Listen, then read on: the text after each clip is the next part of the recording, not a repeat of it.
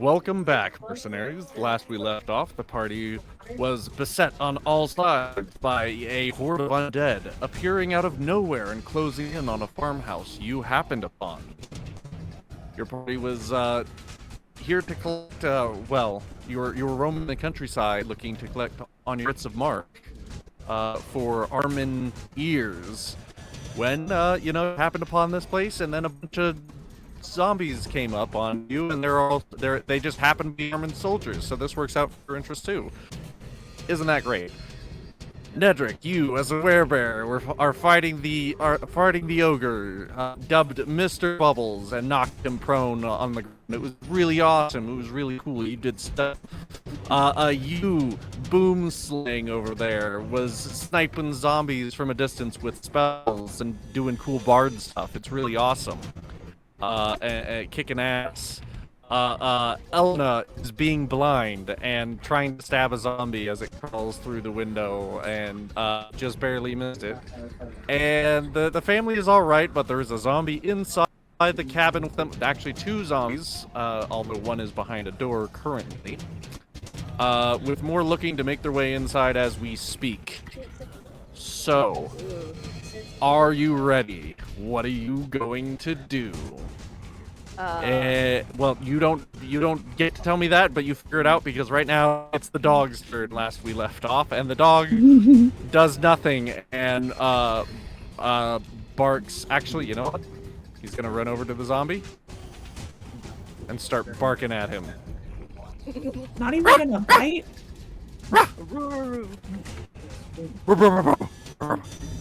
You know what? He does. He does indeed go in for the bite. He growls. Wait, hold on. If he bites the zombie, does he become infected? That's not how that works. Zombie bite you get infected, not you bite zombie infected. I don't know why. Actually, you know what? Well, if it's contagion zombie, yes, that actually would probably totally make sense because fluids and blood, right? Transfer, it doesn't really matter. But you don't know about germ theory in this magical world, so let's not worry about that right now.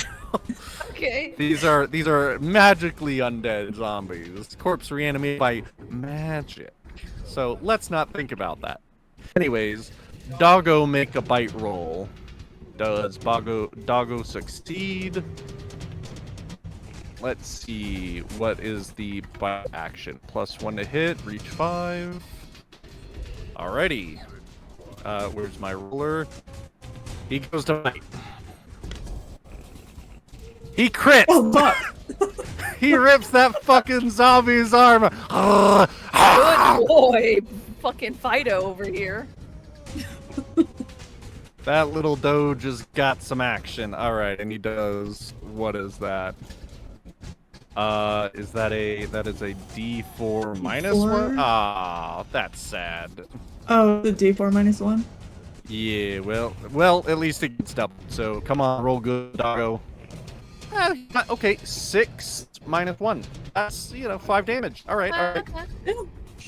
So yeah, he bites the zombie. Zombie's fucking hand gets, just torn up, and he's... Because he's inside his house. He's in his domain. How dare you? You get out of here. Alrighty. And if I remember my buttons, let's see, initiative forward, K. And K for forward. Alright. Let's see, Harvey. Harvey's looking a little hurt. He's a little shocked. But you know what? He's gonna run over and get between his child and wife and the zombie, and he's gonna put himself here, and he's gonna blast the zombie with his shotgun. Let's see, and that just be a flat D20. Let's see if he hits. Ooh, he misses. Fires wide, hits the wall. Blank. Huh? He's point blank. Yeah, he's just out of the 5-foot range. And if he was any closer, he would be at disadvantage for sure. Because it's a ranged weapon, so. Well, I know technically, but it's a shotgun.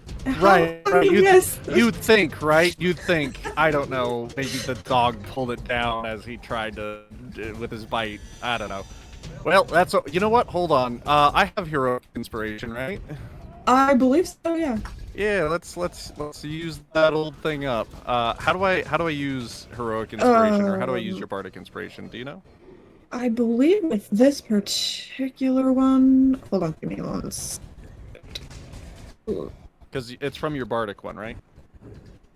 Yeah, but I think I gave the special one for this one. It was like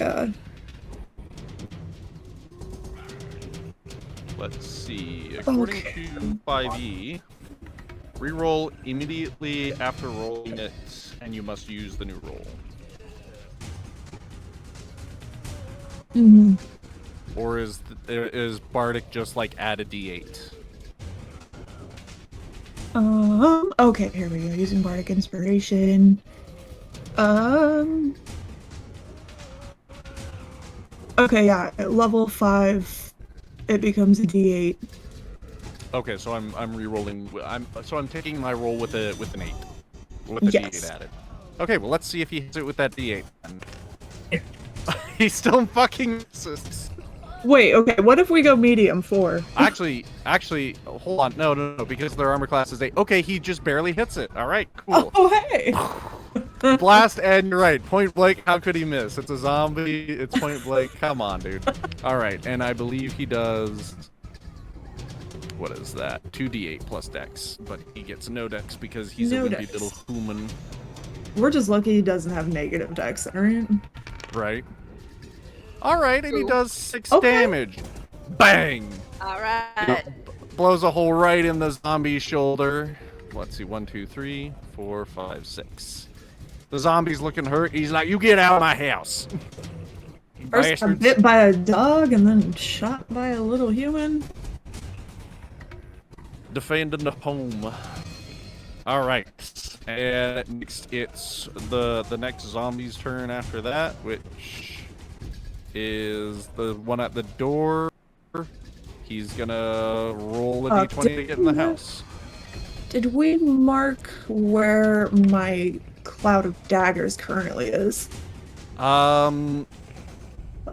No, but I think we said that it ran out. Right? No.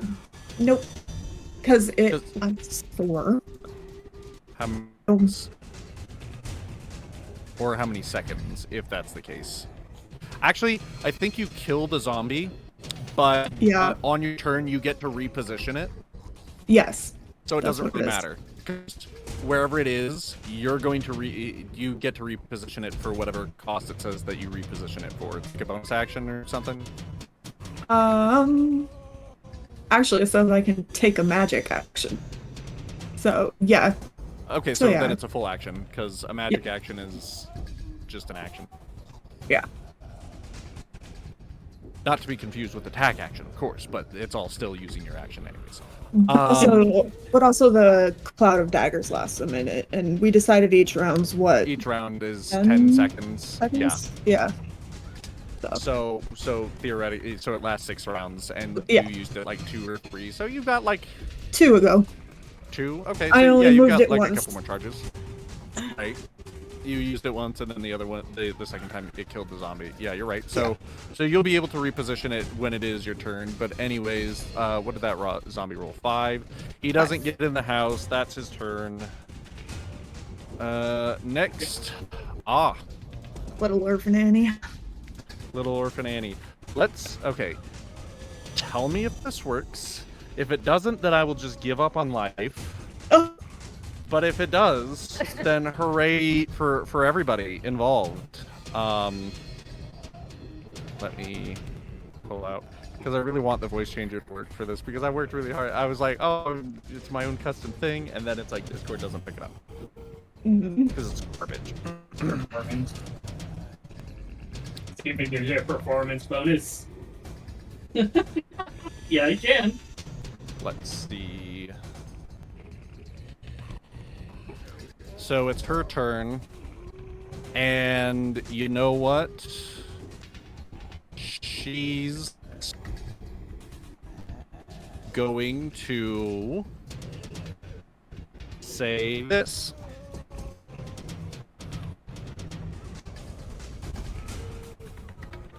Mr. Bubble, stop playing around. We gotta play with Mommy and Daddy. I heard that loud and clear. It was weird. Cool. And then, let's see. She's gonna start her approach. Movement speed 30 feet. And then she transforms from her current state into something far more menacing looking. Of course.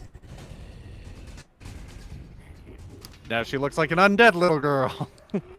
Delightful. And she starts charging all the way into the light. And that will be her turn because she can't do anything else for now. Let's see. Zombie E's turn. Zombie E is not preoccupied with anything that Elona, excuse me, is trying to do.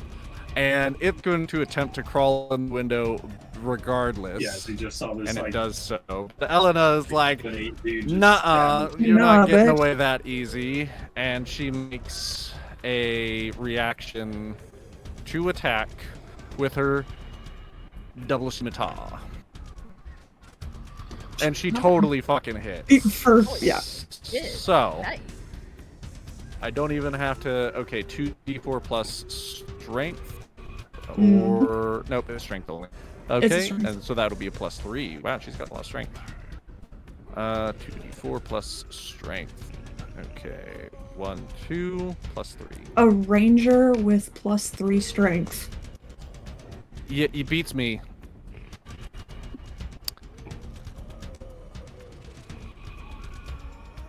Anyways, Well, we can't all be chill.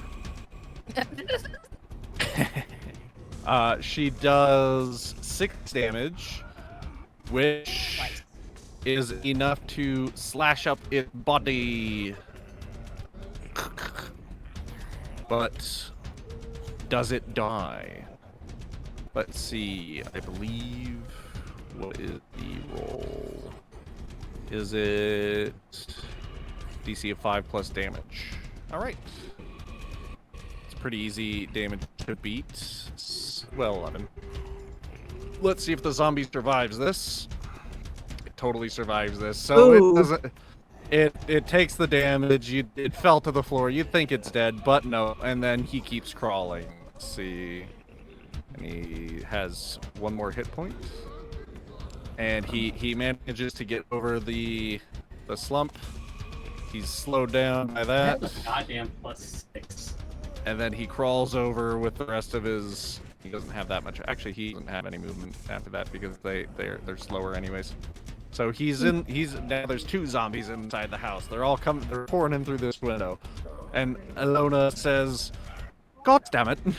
Whatever she says in an Elona voice that I can't do. Good enough. I don't remember if Good enough, right? Elena's English. Like, Everybody is vaguely English in D&D. That's the rules. Anyways. not my characters.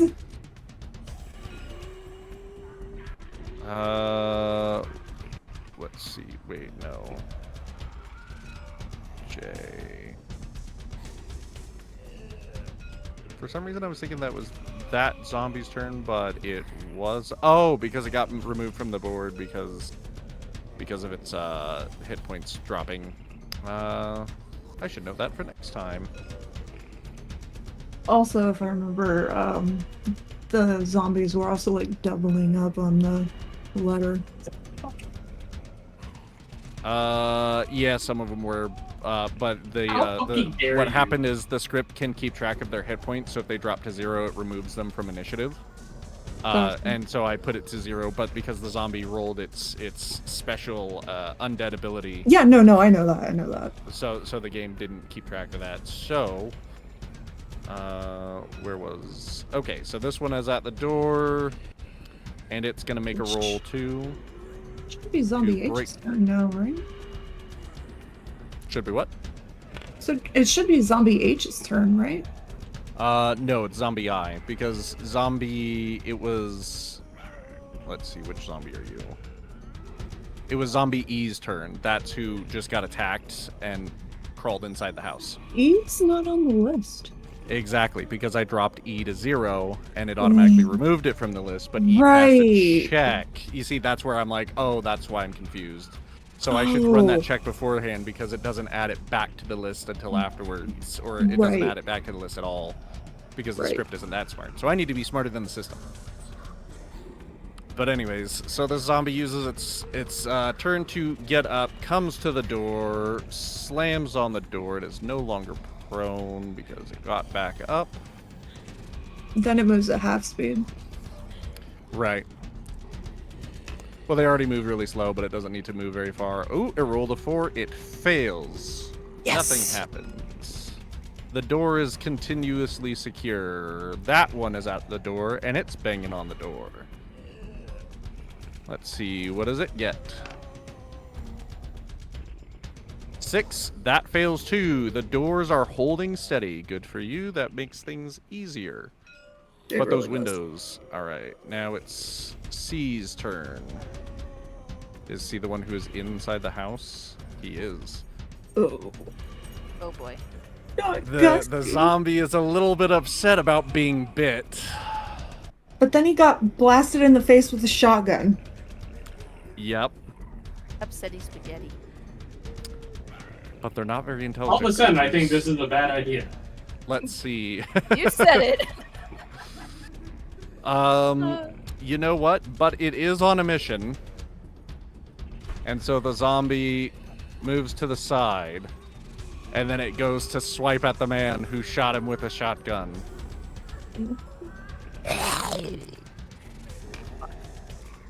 Oh. Oh, does he even have an AC?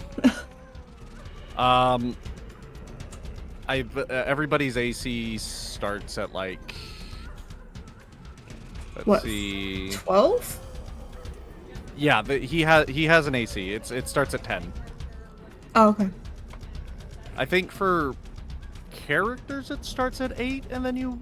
No. I think it starts at 10. I think it always starts at 10. I think 10, yeah.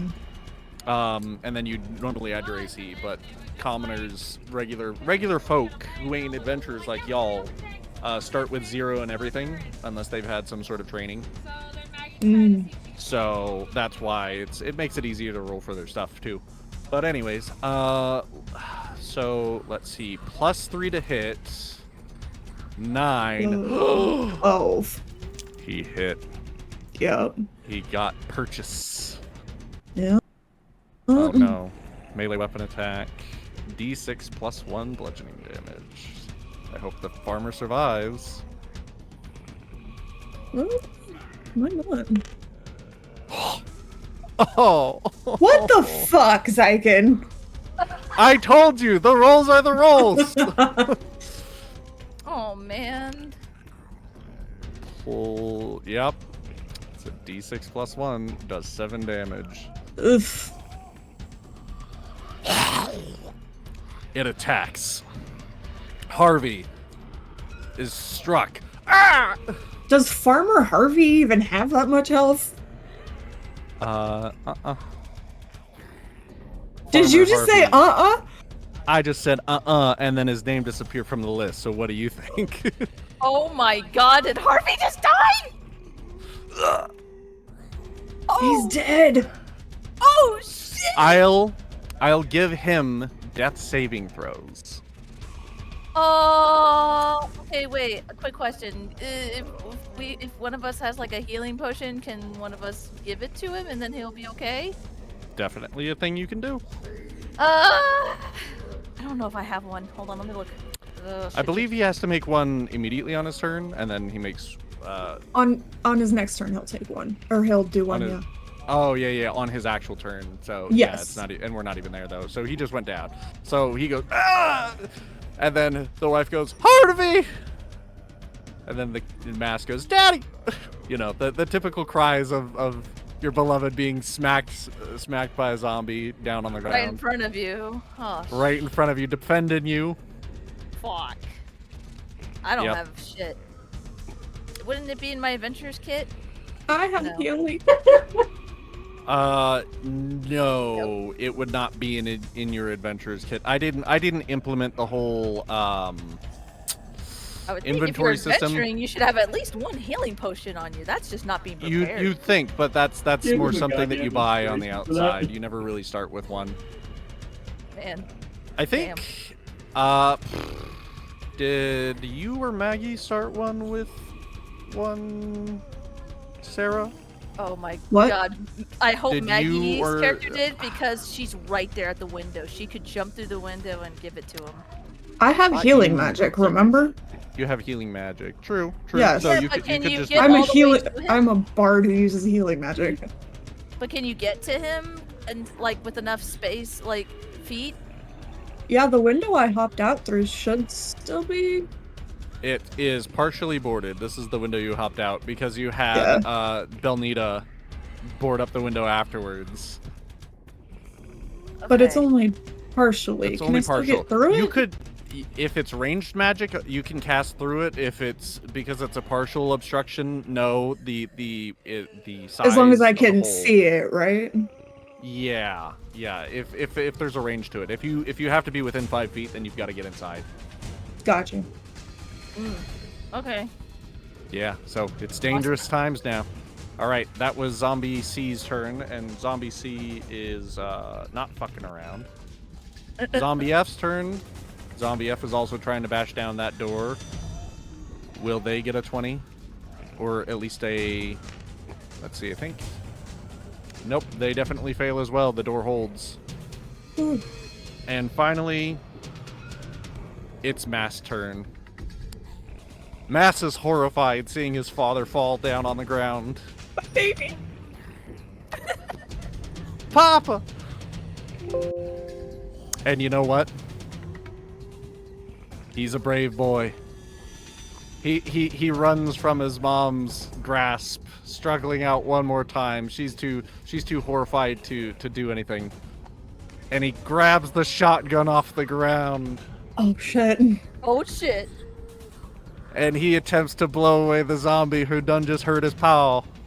Is Mass going to continue to be the MVP? Holy Which is crap, really please. sad of you. That'd be so epic.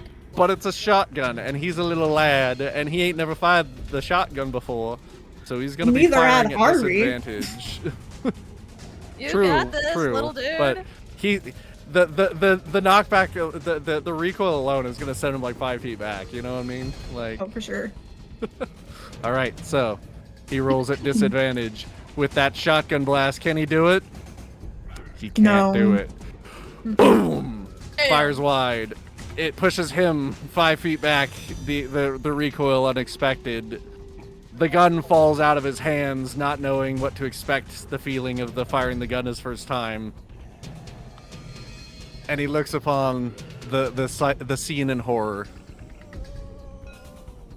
Well, he tried. Belnita It's not stands what there was possible. horrified, Oh. doing nothing, in utter shock at what's going on. God damn it. Zombie ogre gets up off the ground. And here I planned on attacking my next turn, damn it. Yep, things are getting serious. And he lumbers away, ignoring Nedrick, taking Mila's instruction, and he lumbers away. Attack of opportunity! Boom, boom. Do I have an attack of opportunity? Yes! Yes, you do. I want an attack of opportunity! Okay, so just before he gets out of your range, roll to attack, please. Okay. I gotta go all the way over here to my desk. Because I'm rolling the virtual dice here. That's fine. Where's my 20? Where's my 20? Um, Oh, that is my 20. I don't have a dice roller. What's that, Sarah? You want a dice roller? Yes, please. You got it.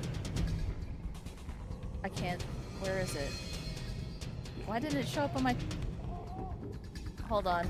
My My rolls Here, let aren't me showing go. up. Yours aren't supposed to. That's a scripted feature that certain dice have. So you rolled what, an 11? Yes, plus strength, correct? Plus strength and your proficiency. So that's Correct. plus Thank you, 7. Sarah. So 18 to hit. Thank you both. So I 18 find definitely. 18 definitely hits. Sarah, here's your dice roller by your thing. I have it lifted up off the ground so that when you roll, it will it gives it more distance to fall, so you might be more comfortable with the roll instead of feeling like you got screwed over. That's what I do because I don't like the one on where it's like when you set it flat down on the table, then it's like it goes up very far, it doesn't go down, or it goes down, and then it's like I feel like I got screwed over. But with a little bit of distance, it feels like it has a chance to tumble in the air, so it feels a little more fair. So try it out now.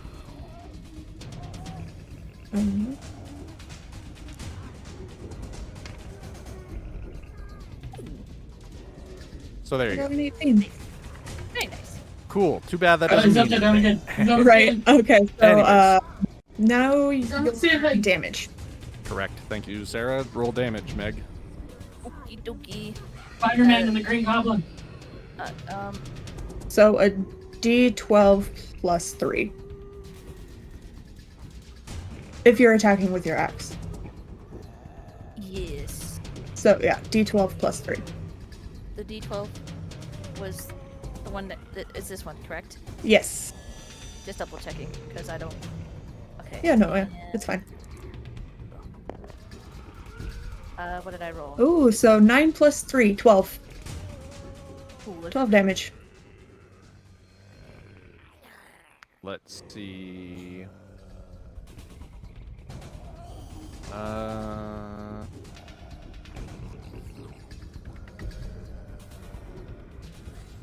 Blah blah blah. I'm reading something real quick. Mm-hmm. Half your speed round down. Okay, yeah. Okay, so you said how much damage? 12. Jesus Christ. 12 damage. You go. You Yeah, slam she rolled a your 9 axe. plus 3. Excellent. Okay, so you slam your axe into the back of this thing. Yeah, Nedrick's just like pissed off, like, oh, you know you don't. But unfortunately, Still alive. it's still alive as it makes its way. It's It's just now. gonna like blast through the whole fucking wall. Alright. Fuck. You know what? That's exactly what it does attempt to do. Motherfucker. It Okay, swings back but- the big heavy club. What? But the chimney is right there. The ogre is So the size of there's- the chimney. It doesn't care. There's still extra brick, so it should have It might fail. Let's see. It should be higher than the wall. Is what I'm It saying. swings. It'll be higher than the wall for sure. But it swings its club back, and then it goes. Boom! Does it hit? Slamming my desk for special effects. I heard it from outside my headset. It startled me. I just heard you Ooh. say boom. Yeah. Fair enough. All right. Well, slam. The whole house shakes and shudders. Oh, dear. Before nothing happening, unfortunately. Yes! I mean, the bricks do indeed. You're right. The bricks do indeed make it very tough. So you're lucky this time. But if he tries to go for anywhere else, which he might, then you're screwed. Anyways, It's okay. boom, it's your gonna turn. take him What on are the you next gonna do? turn. Oh, absolutely. I'm going to step this way. I'm gonna move right here. And then I can see Harvey. Okay. and I am going to cast Healing Word. Yay! Cool. What's So, what are the conditions of healing word, real quick? A creature of my choice that I can see within 60 feet Then that works. gets 2d4. Would you like to roll that, or shall I do it? I'll do it.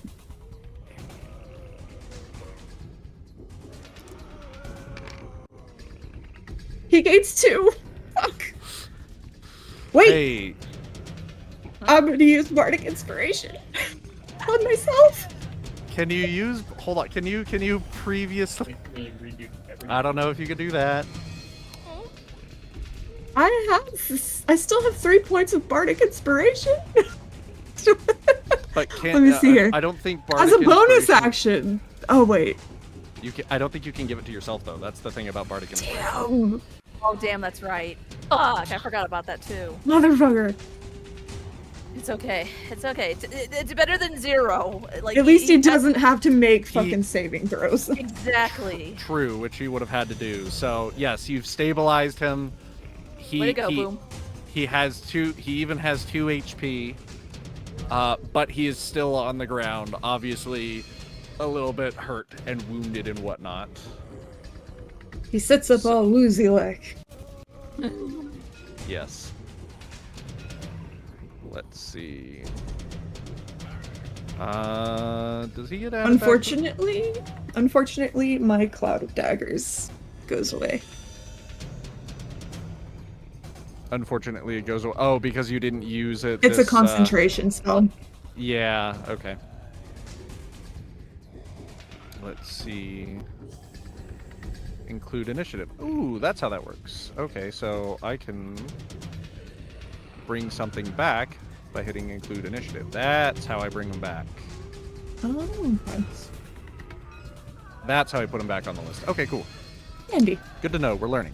All right. Well, anyways, good job, Boom. You saved him. Do you still have a bonus action or anything that you want to use? I mean, I don't really Use have movement much. and action. Don't really have anything I for mean- bonus action. No spell. Well, I mean, as a bonus action, I can give someone Bardic Inspiration.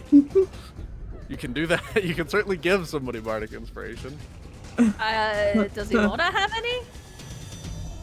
Oh, yeah, Alona should still have hers that I gave from my the If ones she I can just give does- away. Yeah, she actually has. Okay, so she and Nedrick have heroic inspiration because of what you gave. Yes. them, which is They have different from heroic Bardic. Ah, Yeah, nice. which is still cool. It's essentially they- advantage. Yeah. Yeah, it's an advantage on. Well, oh yeah, you just re-roll either attack or skill. You can, yeah, you can. I think it said specifically you can re-roll anything, but you have to take the new result. Not even. Yeah, So yeah. it's like it's not the same thing as like, oh well, I got a better roll before, so I'm gonna keep that. You have to take the new result. That's the difference between heroic and yeah. standard. Because that's apparently a 24 edition, or change or whatever. Yeah, and you must use the new rule. All right, so. Well, anyways, where were we? Boom, that's your turn?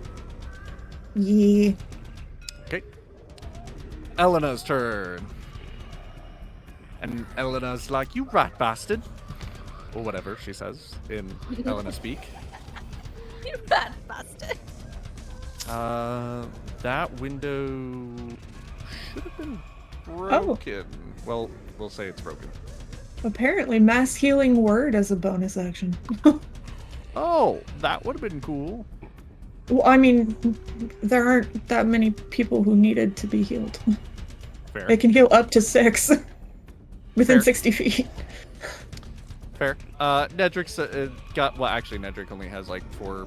No, he's got like 8 hit He's points missing down. 8. Elena's only, yeah. So it's He's like right. it's not worth using yet. Let's wait Yeah, until yeah. everybody's dead before we use something like that. That's you what know? I was saying. For sure. Hey, But I think it's interesting. It's a bonus action. Yep. Did you also spend your spell slot, by the way? Yeah. Just double checking, making sure you're keeping track of it. Right. So Elena is going to jump in after the zombie I'm blind. and I don't know what the fuck Elena could do because Could reasons. she hit the zombie that She can definitely hit. Hold on, let me see. Did Maggie ever send me the new? Oh, I think she put it in. She put it in her thing. I'm sorry. Let's see. D&D Beyond. She sent me a D&D Beyond link. Ugh. Brother. I don't think it'll give me access because it's like, oh, you don't. Your account isn't whatever. Oh no, it pulls it up straight up. Cool. All right, easy peasy. You got something to say? No, I'm clearing my throat. Sorry. Oh, dude. Thought you wanted to. Sorry. No, you're good. You're good. He's teasing. I am indeed just teasing. Let's see. Scimitar. Maggie has something called Colossus Slayer that she's not fucking using. Once Why per not? turn. Listen to this. Once per turn, when you hit a creature with a weapon attack, the creature takes an extra D8 damage if it's below its maximum HP. What? So if it's hurt, you do extra damage. And she's not even. See, this is why I say read your character sheet, because I'm like, oh, look at that. That's a thing you can fucking do. That's cool. Wait, where does she get that from? This is part of, where does she get that? She gets that from. Is it from Soldier? Let me see. It's You get the either from Savage Attacker feat. Soldier. Let's see. I do Yes. not see exactly where it comes from. She gets Savage Attacker from Soldier. I don't know which one that is. I don't remember. Let's see. Feet. She gets the feet Savage Attacker. Yeah, that's what I'm saying. Which, let's see. She also has Magic Initiate. Savage Attacker. Once per turn, if you hit your target with a weapon, then it cuts off, because D&D Beyond is a really good system that everybody should. Oh, there it is. You can reroll the dip. Oh, so basically, Savage Attacker. Once per turn, when you hit a target with a weapon, you can roll the weapon's damage dice twice and use either roll against the target. So you get advantage on your damage dice once per turn. Another thing that she has yet to use, as far as I recall. Fucking A, She Maggie. could be murdering everything She right now, could be and she's not. destroying. She could be stab, slash, kill. She can also attack twice per turn, so... We're gonna need to have a talk with her. Yeah. Okay, she gets it. She gets it from Ranger. It's a thing that they added for Ranger subclass. Oh. That's where she gets it from. Yep. Nice. Which is really fucking cool. So it just made Ranger. Let's just make the Ranger even more OP than it already is. Well, here's the thing. Actually, the Rangers traditionally very suck, and everybody hates using it because there's so much that you can't use. Like, most of its stuff you don't.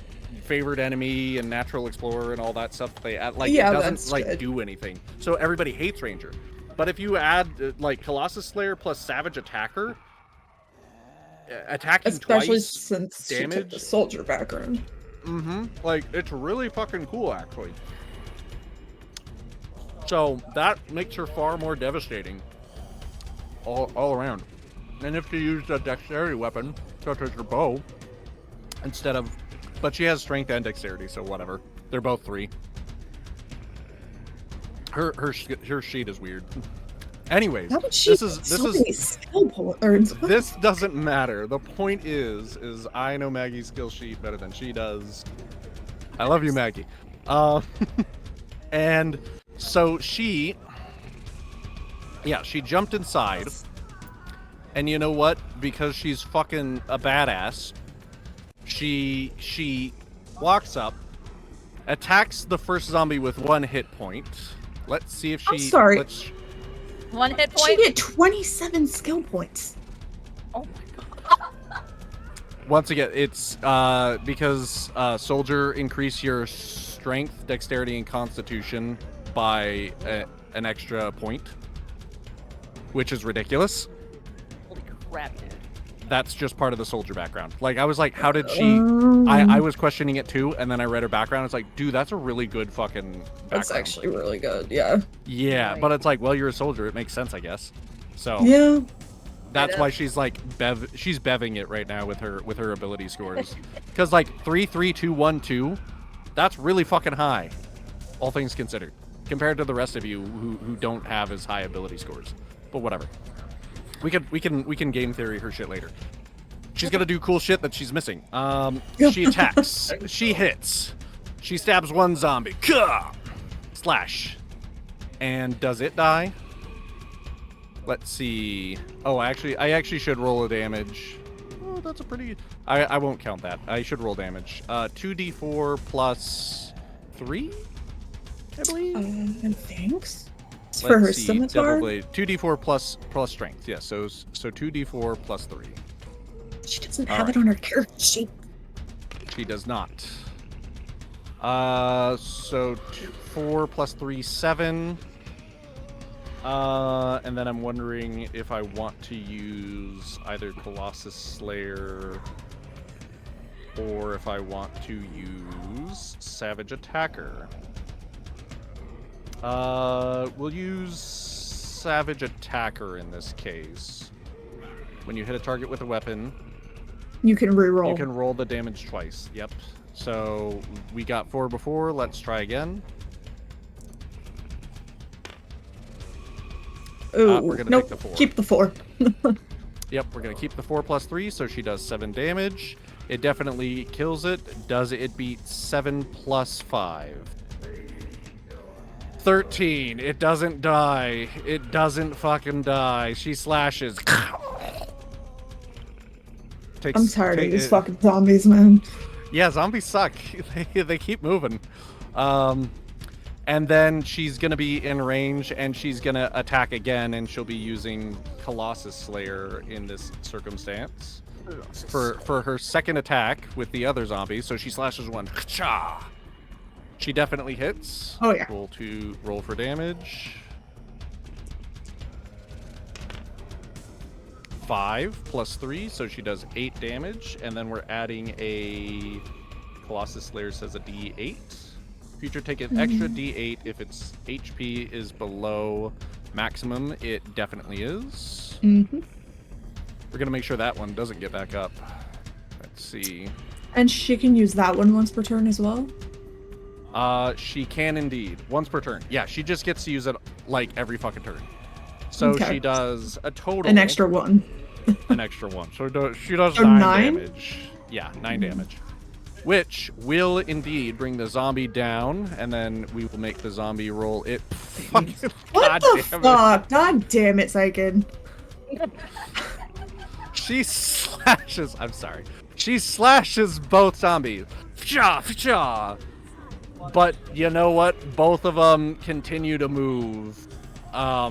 And she's like, bugger all. Or something British that Elena says in an Elena voice. Okay. Sure. Sure. And she's like, I could use a little help in here.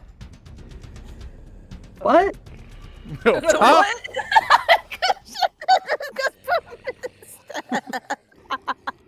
What? What'd you say? Nedrick, it's your turn. Why'd you say What? Oh fuck, that was funny. I'm sorry. All right, he's gonna continue his rage. And what is it? Mindless rage? Is that how you say it? Mindless attack? No. Reckless. Attack. Thank you. Reckless. Yes. And just straight up charge right at the zombie orc. I'm sorry, ogre. Yeah, ogre. Well, let's find out. Yes. Let me get it over here. So if you're gonna be charging, you'll be getting up right next to him, okay? Okay, thank you. I'm over at the Move your table. token for you. Thank Yeah. you. I was about to say, could you please move my token?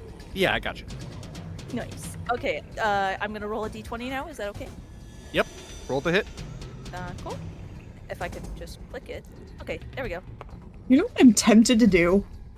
What are you Cast tempted to do? Shatter. And cast Shatter, and then cast the mass healing to heal the ones that get hit by it. They still... Here's the thing, Sarah. They still might survive. But everybody else is dead. So I rolled a 2. You missed. could. Isn't there something I can Actually, do it again? is it 2 plus what? No. You're using reckless attack, right? Yes. Do you remember what reckless attack does? I'm sorry. It's been a while. That's okay. Reckless attack. You have advantage on attack rolls using strength. Oh, that's right. I can roll Oh, you again. roll- You and can then roll I get a higher again. number. Yes. That's right. Thank you. It's all coming back to me. See, I just got to And be reminded also, a few times. you still have heroic inspiration as well if you need it. Yes, you have If that. I I need- gave you. True, Yep. true. Okay, I'm gonna roll again. Here we go. Fuck! I rolled a 5. Fuck. Hold on. plus- 5 plus. Plus. 5 plus 3. Where is it? Where is that? 4 plus 4. Wait, no.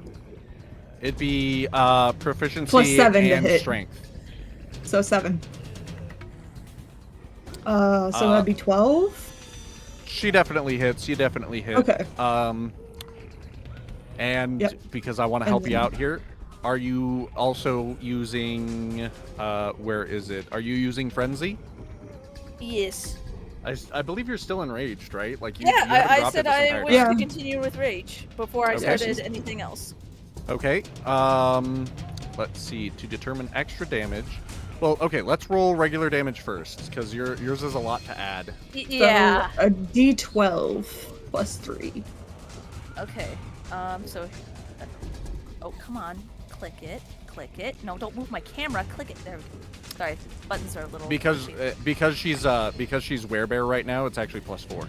Oh, so that's a 9. 9 Shit. Okay, Okay, 9 so plus. that's 13 plus 3 is 12. plus 9 plus 3 is 12. yes, you're right. And then add your rage damage from your barbarian, which is 2, so add 2 to that. 2. My whiteboard. Oh lord. So 14. Okay, Okay. and then thanks for keeping tracks there. Yeah, because otherwise I have to have a whiteboard out to do it. I can't. My brain can't process that. And much. now It was 2 Roll. from. Okay. roll 2 d6s, Meg. Ah. Which is these right here. Let me put them together. Yep. Here. Is there a way I can do them at the same time? Like if they're close together? Highlight both of them, like click and drag over them, like you were on a computer. No. Set it down. Okay. Okay, click off of it, not on it. And then drag a little selection box. I can't. I'll just Hold roll on. them No, hold on. No. Let me show you. Like Really? this. Oh. Eh? You were right there. I don't. What are you doing? I rolled a 7, if you want to take that. She did roll it already. Yeah. But I want to show you. Okay. Show me, but I'm gonna keep track. The 7. Okay. Thank you. So that's 21. Oh, that's Oh. even better. 22. Ooh, 22. That's 22 damage. Ooh, okay, yeah, let's go with that one. Oh god, I hit my keyboard. My apologies. Yeah, because it was 14 plus 8, 22. All right, let's go with that. Okay, so 22 Should die this time. does. Yes. All right. Now that's gonna be a tough one to beat. Okay. So you charge him. You do a downward swing, or whatever you do. How do you want to do this, actually? This is what I think it is, like an actual, like, I kill him. Yep. He Oh my going down. god! Yay!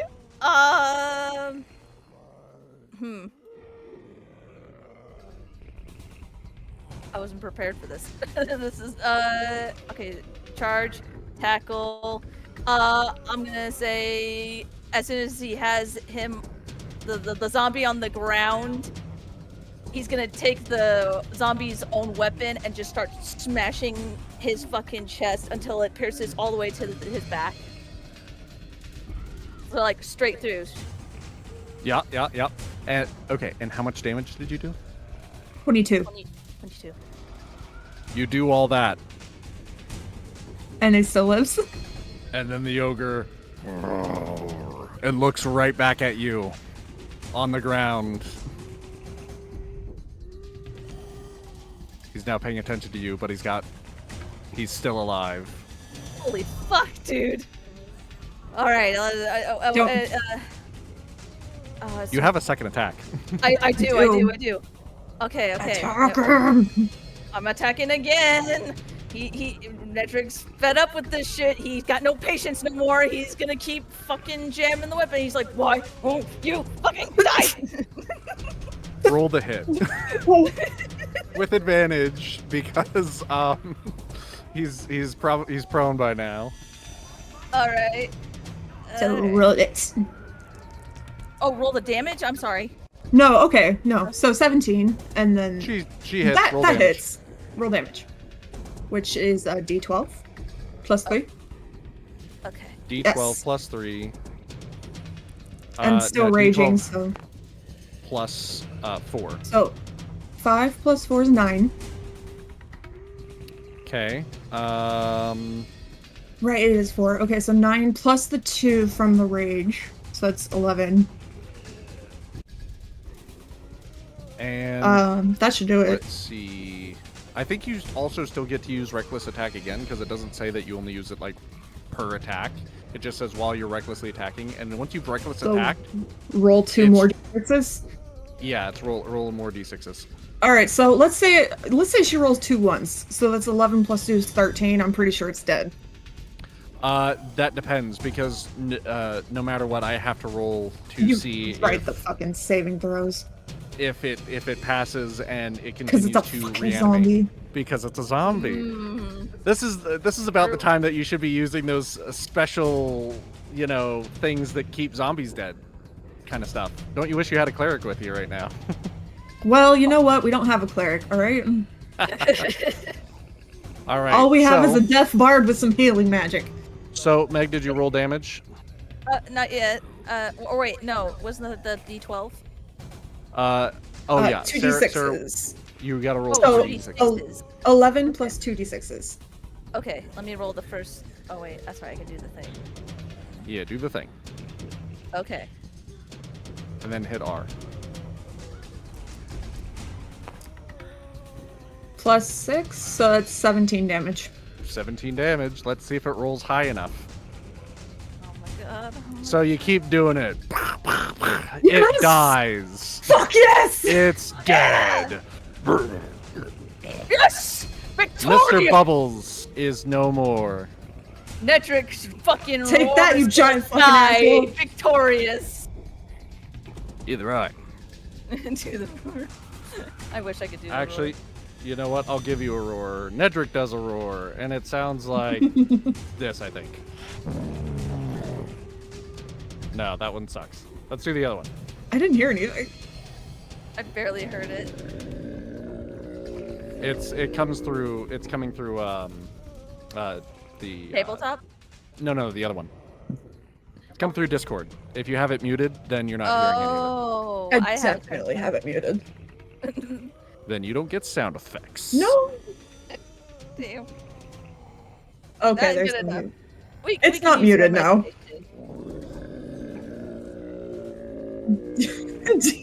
That sounds more like a perp. I I'll be love how honest. Emily used That's dimension. indeed what it is. So because well, you said you wanted the roar, and that's the one I have. So Fair. Yeah, you know what? Fine. Sarah is what said it is. dimension. I won't complain. I'll be sure to get you bear roars later. I'm sorry.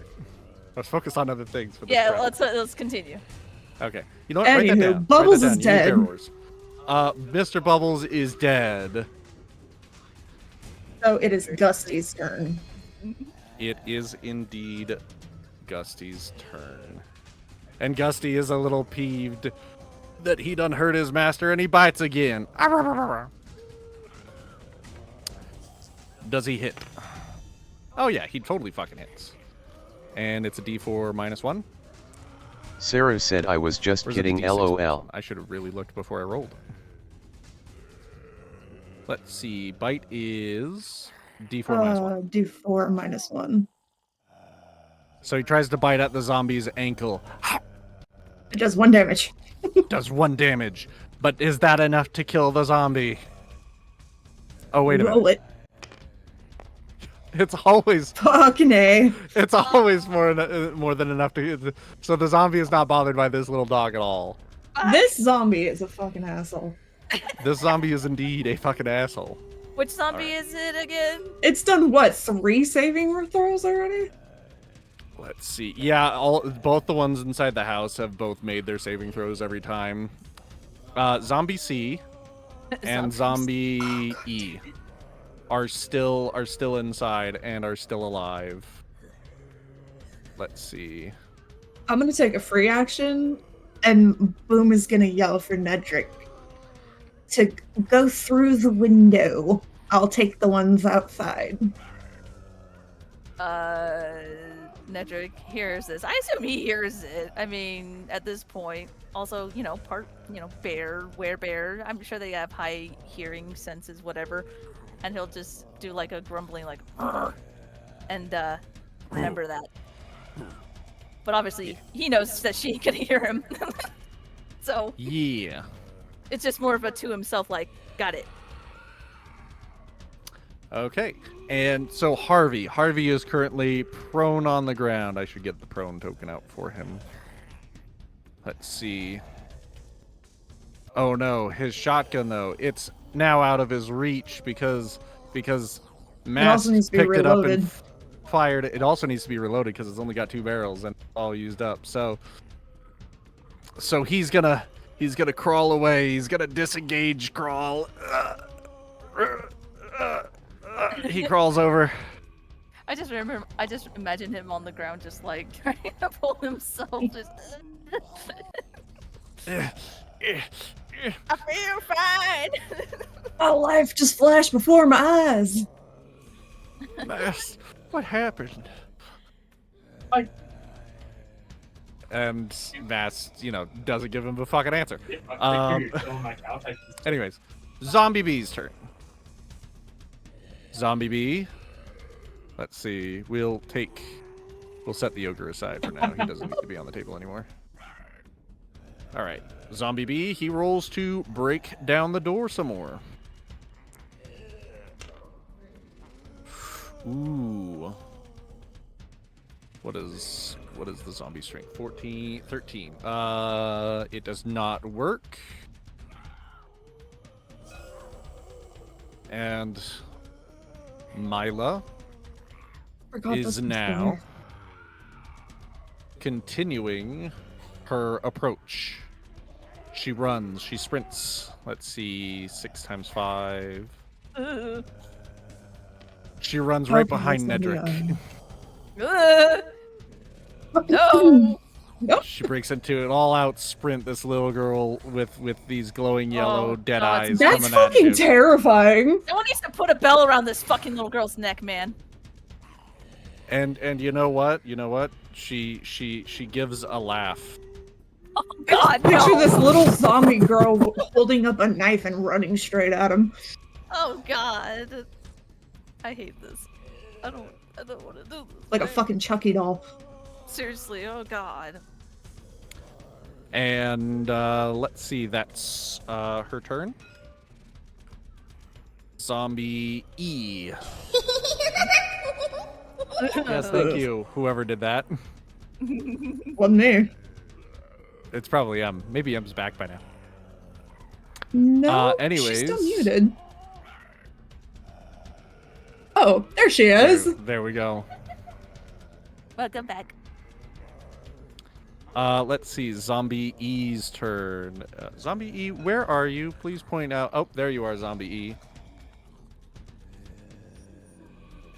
Zombie E apparently attempts once more to crawl past and push past everything, but Elena's gonna say, "Oh no, you fucking don't," and Elena's Attack gonna of make a reaction. opportunity. Attack of opportunity. She hits. Oh, She yeah. does damage. What happens next? Let's find out. 7 plus 3, Ooh, 10. Does the zombie continue its assault? It makes it past. Fuck. Oh, God fucking. damn it. Trying to slice their way through try to slice your way through these zombies. You all are just not keeping them down. Their limbs are getting cut off as they shamble by, but they don't care. Okay, I think if they make it past 5, they should not have any limbs left. And you know what? But wait. Gusty also attempts to protect. So he also takes his attack action. Yeah. Let's see. What is his? He hits. He bites. He noms. A D4 -1. It literally won't do anything. It actually doesn't matter. 1. So allow me to be transparent with you so you understand what's going on here. So the zombie has the feature Undead Fortitude.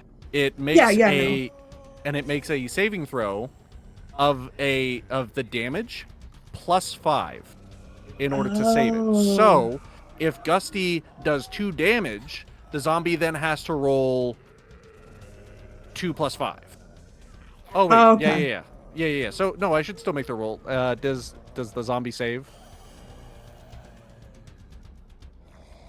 I was thinking it backwards because it's like it's impossible to not roll if you roll anything less than 5 damage. It saves.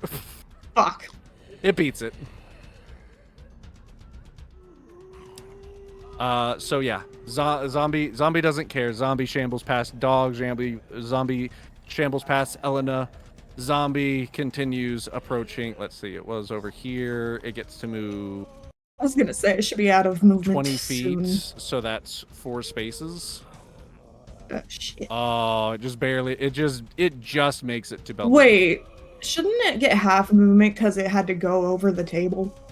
No, we established in previous episodes that the tables were no longer there, so that everybody else didn't also have to like clamber around. Like you had pushed them to the side or something like that. Gotcha. So I don't consider the tables being there anymore, which is why I'm not also considering like Elena or anybody else traveling through them to. Yeah. Fair. So unfortunately, but that's the nature of things. So the zombie makes it to Belnita, and it goes after Belnita. Let's see. Does the zombie hit Belnita?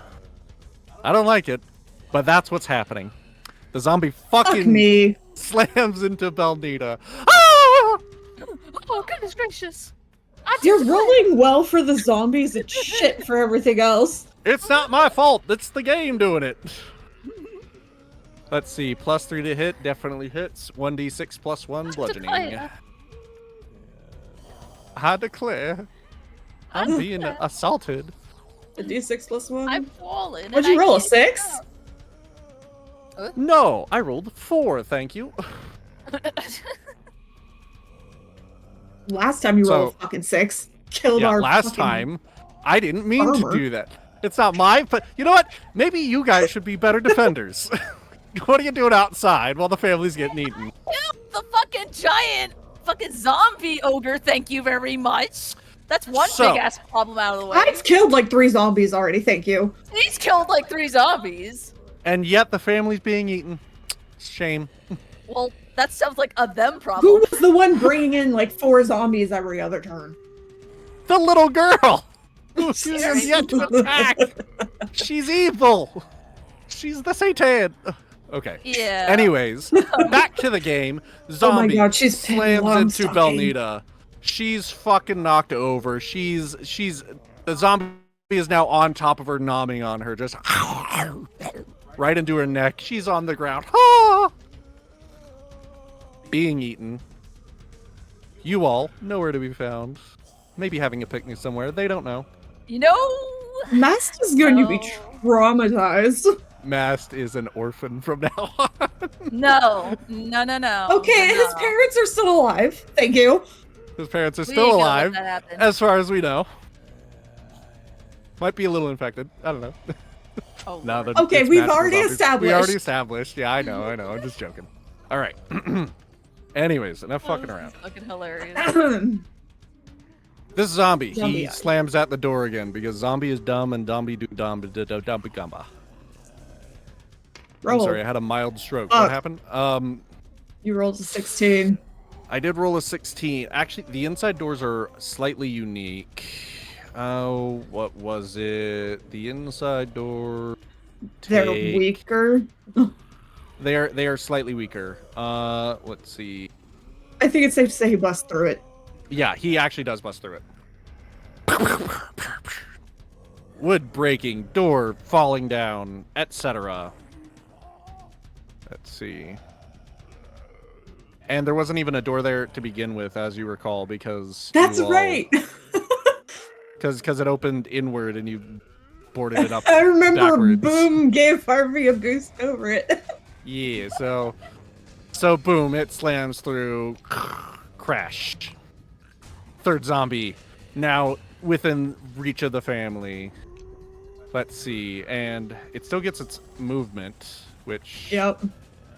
it also makes it to Belnita. Oh god, Belnita's getting It doesn't have an swarmed. action. It does doesn't not have an an action, but it shambles over. It shambles over, ready to assault the poor woman. She's gonna get thinged. Anyways. Shit, Boom might have to take the ones inside after all. Anyway. Yes, I'm sorry. Zombie H's turn. That's a good thing I was like, oh yeah, I thought there were more zombies, but you know. I think these are enough for you all to handle anyways. Alright, this one still slams out the door. And what does it make? It fucking passes. This door slams down too.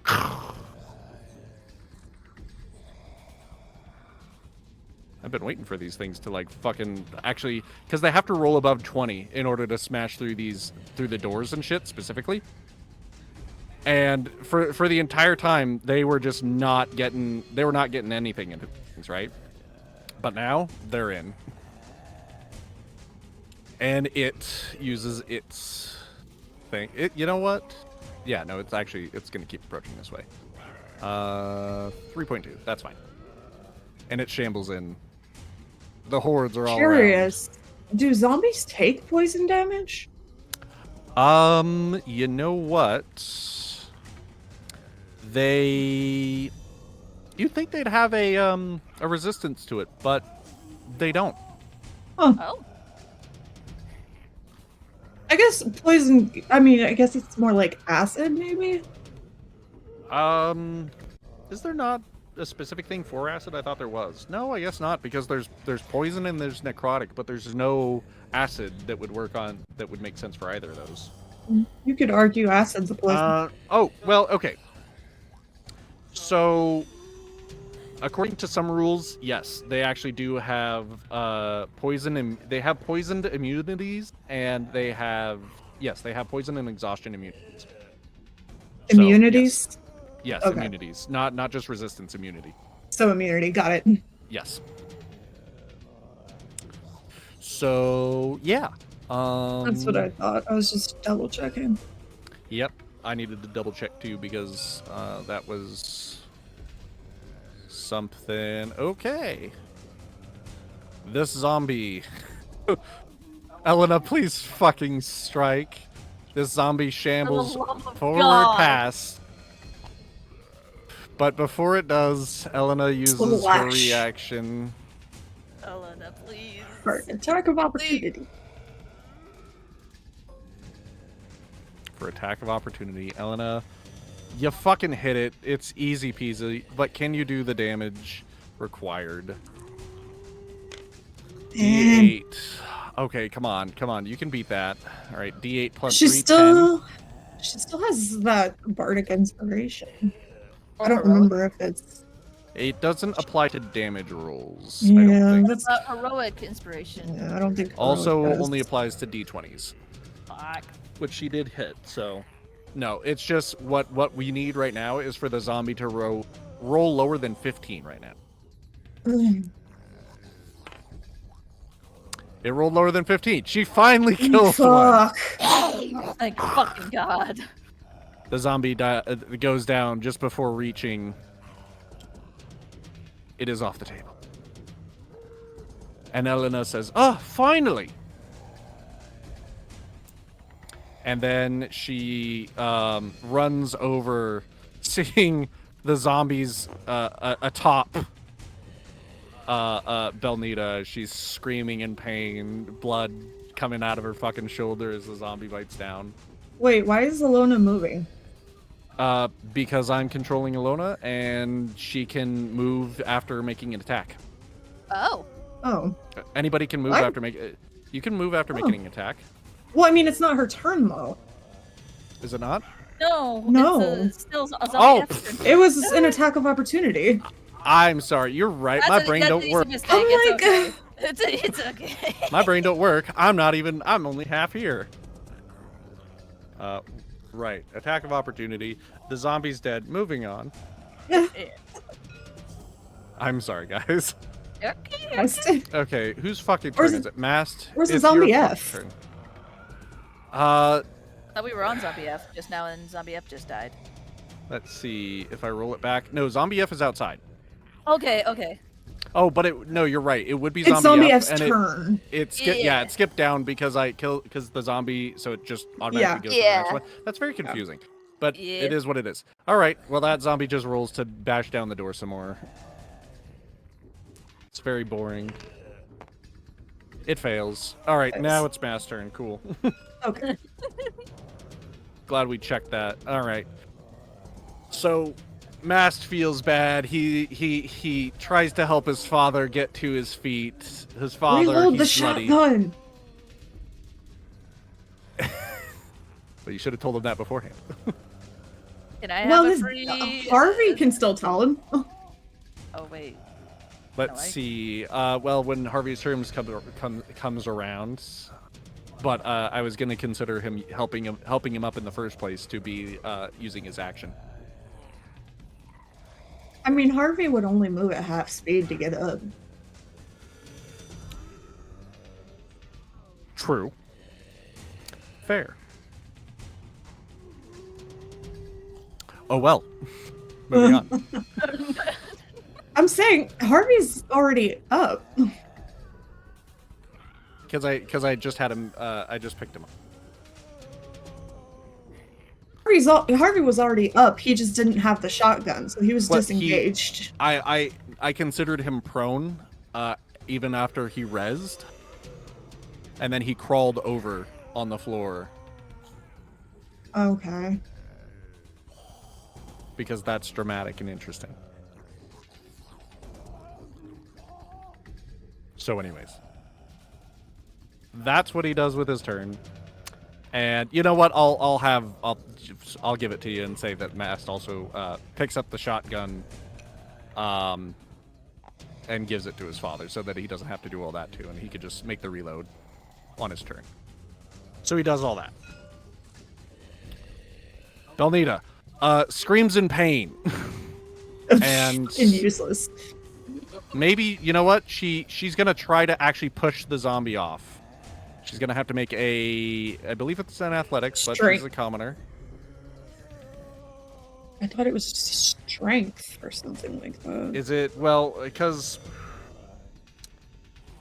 if she's what's the term?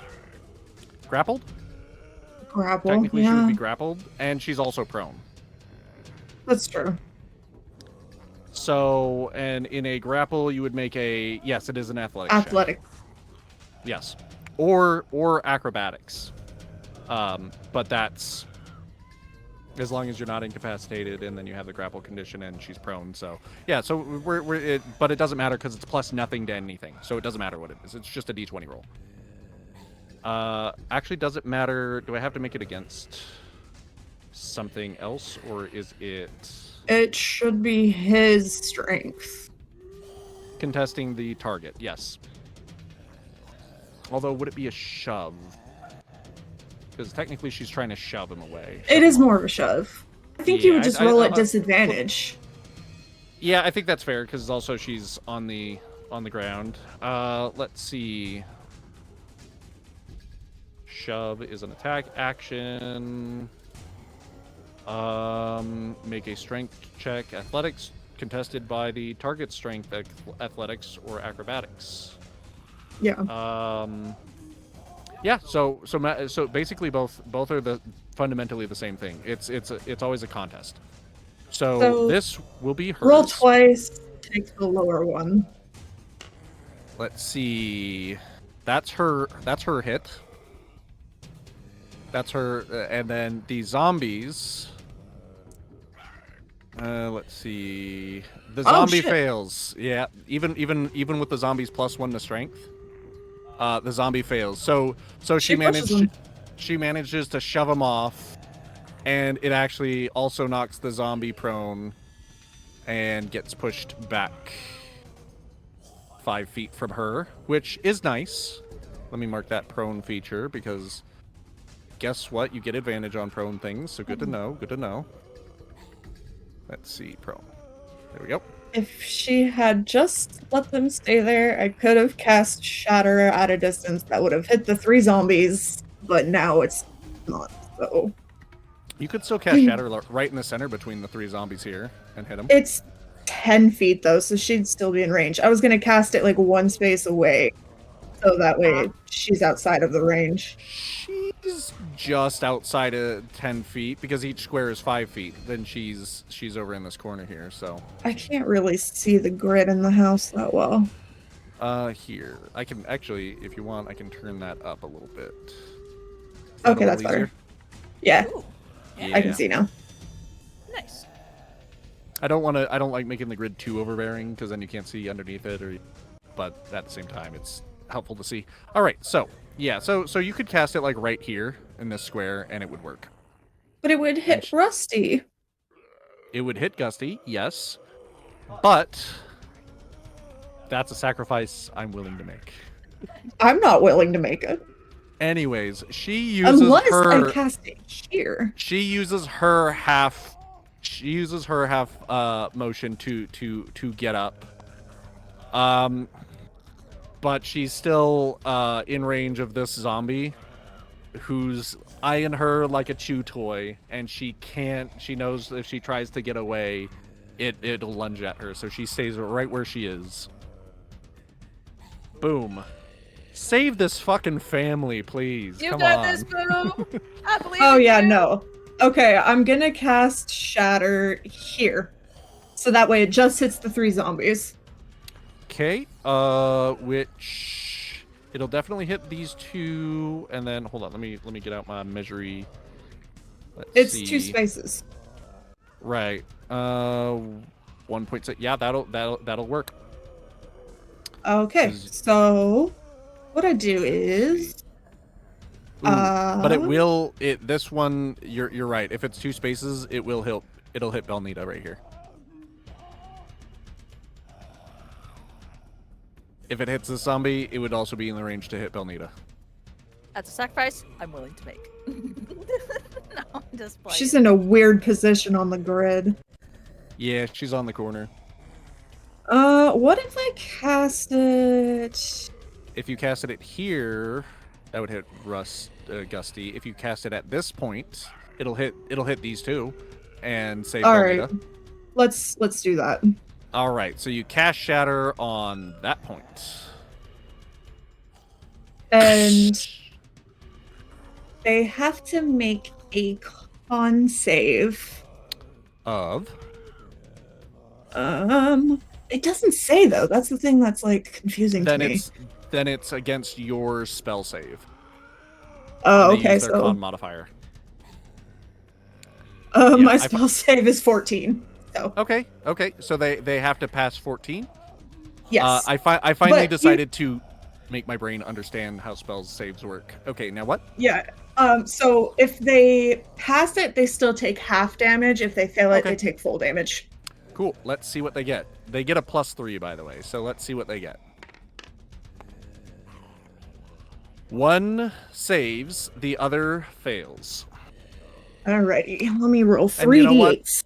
Which one would you like to... Actually, they still have to take the damage. And these 2 zombies are undamaged. Oh, shit. Hold on, no. I get 3d8. All right. Well, you roll it, and we'll see if they actually die or not. I got 10. 10 damage. So 1 takes 5, 1 takes 10. All right. Well, that's not going to be nearly enough. Take this one. Let's say that this one takes 5. It's further away, so we'll make this the low damaged one. Okay, let's see. 18. And this one takes 10. So this one goes down to about half health. Alrighty. Anything else you'd like to do?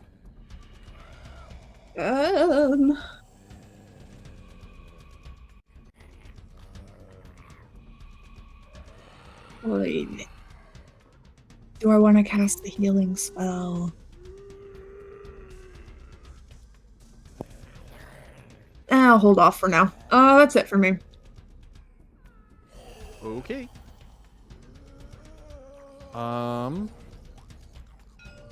Next turn. Elena. What does Elena do?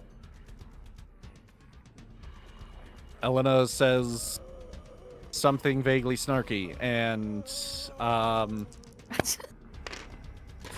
Oh, that would have been way better. Oh well. now she wouldn't it? Now she runs to go help in between all the zombies that are here, and she's definitely gonna try all her might to kill the zombie that is next to Belnita. So she's gonna make an attack roll. And that will be +6 to hit. Definitely hits. Then she's gonna roll damage. And I have to pull up the sheet again because I've already forgotten it. What was it? 2? 2. Okay, +3. So 5. And then Unless you re-roll her damage. Yeah. You know what? We will re-roll the damage for that one because that's pretty low. That was trash. So, yeah. So we'll use that. 4 That's better. So she does Plus 7. 3. 7. Yep. 7. And then she's gonna use her giant. She's gonna use Colossus Slayer. Because thanks to Boom here, it's below maximum, which is where it needed to be to use power. So very cool, very cool. Good job. Teamwork, I like it. What the I don't fuck? like that. I don't like use that one. any of your inspiration to re-roll that? Let's see. Shit. Is it an action to give someone bardic inspiration? I believe it should say so on your bard stuff, wherever. Here we you go, bardic place that. inspiration. As a bonus action. Yes, it I is can a do bonus it. action. I still have a bonus action, so what if I give it to her now? Even though it's a little premature and we already passed your turn, I'll give it to you, but make sure you use it next time, okay? Yay! Oh wait, you know what? Yeah, okay, yeah. So I'll give it. So what does the bardic inspiration do? Once within the next hour, when the creature fails a D20 test, It's a the D20. creature can roll Not- a yep. Fuck, that was just a damage roll, wasn't it? Yeah, the damage roll is the thing that's low because she passed, she hit. So What about... Okay, but I thought bardic inspiration was I give a D8.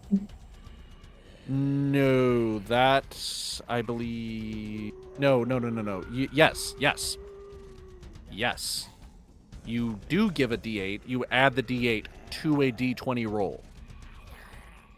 Is that it? That's how it works. Oh, okay, yeah, okay. I can see It's it. like guidance. Guidance is I like got it. a D4. Yeah. Okay. So unfortunate. So we'll just say that you didn't do that because you didn't need to do that. Anyway. Yeah.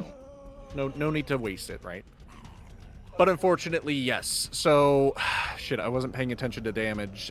7 plus 1. 7 plus 1, 8 damage. 8. All right. Well, unfortunately, hey, at least she gets to attack twice. So she Wait, does we 8 are not damage doing to the well. thing. 1, 2, 3, 4, 5, 6, 7, 8. Overshot. Yeah, that's 8. All right, cool. And she attacks again. She still hits. Yeah. But she doesn't get to use Colossus Slayer. But she did do 3 is 9 9. damage. Yeah, all right. All right. And that might be enough. Does she manage to save Belnita? Let's see. 9 plus 9 5 plus has 5, to 14. save 15, 14. 14. It got a nat 20. Fuck.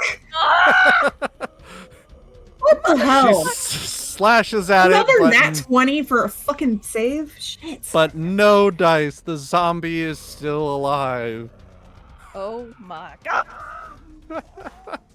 That sucks, dude. Oh my god. Okay. Well, anyways, that's Elena's turn. I'm gonna start messing with the RNG, because fuck this. Nedrick, what's your turn? I continue with my rage. And trick question. Or not trick question, but out of curiosity. Remember when I wanted to grab a chicken near me and throw at the zombies as a weapon? No, I don't remember that, but sure. It was a joke, but I was partly serious. Okay. I want to do the child. I want to throw the child. Wait, throw the child? I want to throw the child. I mean, that would be a strength. I wish to throw the little girl over at those zombies as a weapon. Angry Trying birds. to bowl with a fucking Yeah. little demon child. Yeah. Undead up. demon child. Yeah. Why are you hesitating? I'm dead serious. Hold on, I've got to think about the rules real quick here. Please do. Because I'm of what curious. you're fucking do. Okay. Yeah, It'd I mean, be, she's right behind me, so I don't have first- to move. First thing, hold on. All right, good. She's not. She is corporeal and not immune to being grappled or thrown. Mm-hmm. She's right Okay. behind me, so I don't have to move to make take an action You're by right. moving. Now, She would now count we're as a what? improvise. It would be an improvised. It Yeah. would be an improvised thrown weapon. Yep. Anything can be That- open that if is you put your true. imagination Now, to it. but Although she's you also, could argue, Yeah. argue strength over dex because it's his arm throwing. Yeah, I would consider it strength Well, I'm good at strength, because it's a thrown so... weapon regardless. Yeah. But then the problem is that she's going to have to resist you picking her up, which I'd consider a grapple action. Okay. Mm-hmm. So Her grapple Double should be the tape. 0. What'd you say? Grapple should be 0? Yeah, well, I mean, I'm assuming she doesn't have a lot of strength. She's got a +4 to strength. What the fuck? God damn it. Well, I have... She's a mean little girl. Well, I'm a mean, big-ass fucking bear man, so... Nasty little know, thing. He's gonna get wrecked.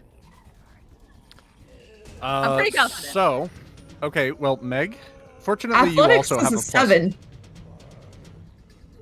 True. Her athletics have- is 7. True. So Fucking and tank she you. has a I won't say that she only gets strength. So Meg, roll to pick her up. Roll a Straight up, d20. let's do it. Let's go. Alright, let's see how far you go, kid.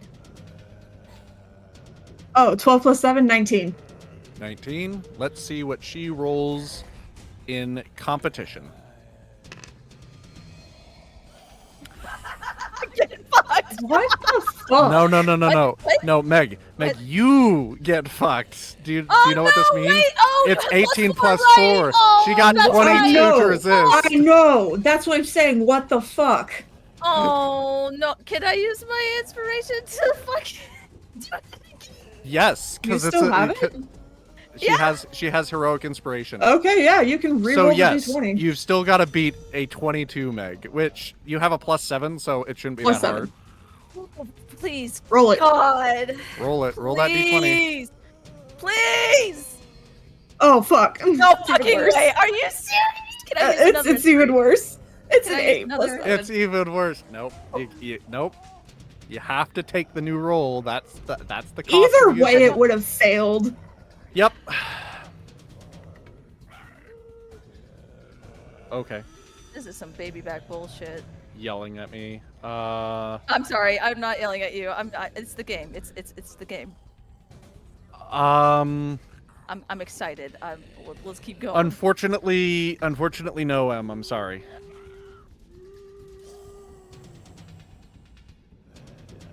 I apologize. What, we can't have M's character come in to save the day? No. she cannot be your Deus Ex. I'm sorry, what? I appreciate it. I like where your head's at. It's very out of left wing. I Fair don't know enough. what's going on, but okay. I'm sorry. I'm talking to M, and you gotta tell me. You gotta be like secret. You gotta whisper to me. Secret's Otherwise, plural. I'm just gonna talk out loud. Yeah, like an idiot. It's fine. Okay, Because you didn't want to so ruin a prize. I don't know. the grapple Anyways. failed. That means the action failed. I am talking to a ghost. Anyways. All right. So yes, the Your action grapple fails. failed. The action failed. She just smacks your hand away. Oh, hell to the no. I'm fucking mindless fucking raging. Let's go. This little kid's going down. Let's see. Don't So- smack my hand, kid. I would consider that a grapple, and it's a grapple and attack. Actually, a grapple, I believe, is an attack action. I believe So- it Attack is. again, yes. though. Exactly. Well, that's the thing is, like, if you were to do a spell, then you couldn't Well- do a second attack. But if it's an attack action, you can. Well, I think it's just like a full action in general, not attack. Let's see. It is no. It's specifically an attack action. Like, Oh. it's specifically an attack action. So, as such, with second attack, as per level 5 of Barbarian, you can attack twice instead of once whenever you take an attack action on your turn. A grapple is an attack action, therefore you can still swing your axe at her again if you'd like. Hit her with like your it. axe. I am straight up fucking attacking this kid. Let's go. Good. All right. I encourage you to do so. Oh my fucking god, please. You gotta be shitting it's a me. nat one. Oh wait, why did it move? I'll give you re-roll it again. Yeah, I'm sorry. I don't know if that was me or not. Yeah, no, it was my game. Anyway, she says, Okay, 14 plus 7, 21. Don't touch me. 21 to hit. that's a hit. Straight up, let's go. Roll a Damage. d12. Yeah, you pissed off the wrong man. Right. Click. Roll.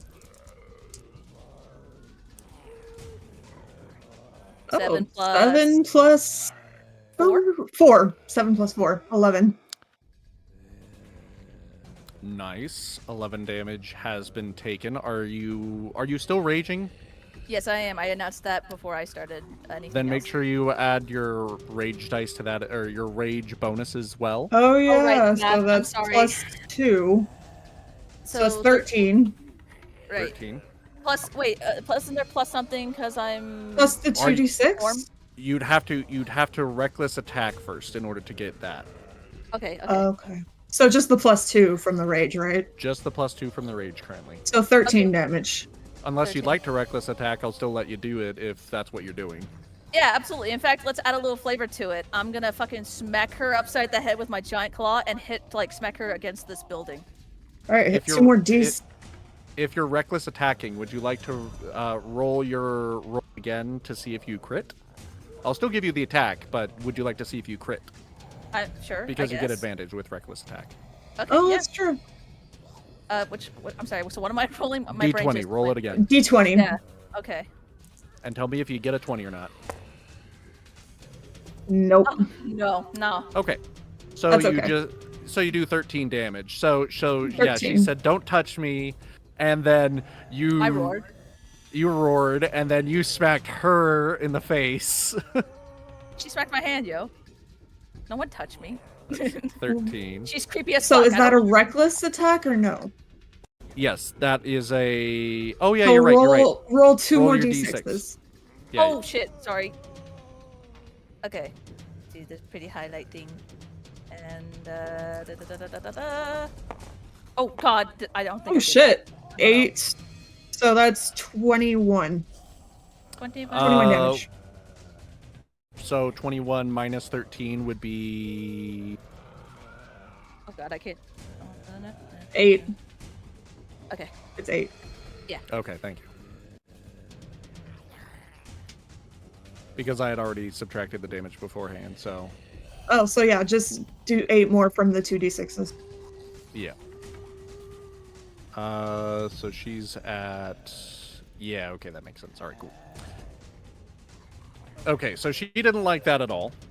She's very upset. I understand. That's very understandable. I tried to throw her earlier, so, you know. I don't want to play with you. Were you trying to do a voice? Swear to God, if when all this shit is said and done, and Belnita wants to say some shit No, about it her was mess of you. a house, Boom might slap her. Did I break my thing? Oh, I did. I think, yeah, because I just broke my heard you thing. say that normal. Oh, that's fine. Oh, because I hit Alt-0 instead of Alt-dot. That's why. Well, anyways, yeah, so she I says got, I that, don't I want got to... the point, though. Anyways, yes, it's finally Gusty's turn. Gusty the Wonder Dog. Possibly the MVP of the group so far. No, I'm just joking. But he's doing a good job. For a little dog that has 0 hit points, he's managed to... Yeah, 0 do hit some points. shit. Oh, He has 1 I'm hit sorry. point. He has 3 hit points. He has Oh, 3 Lord. hit points. He's a little If dog. anything happens to that dog, I will destroy this entire place and myself. Don't worry, I can heal the dog. Thank God. I'm not sure if I'm going to let the dog go into death saving throws like I did for... Are you the saying sir. you just kill him? I might. He might just die outright.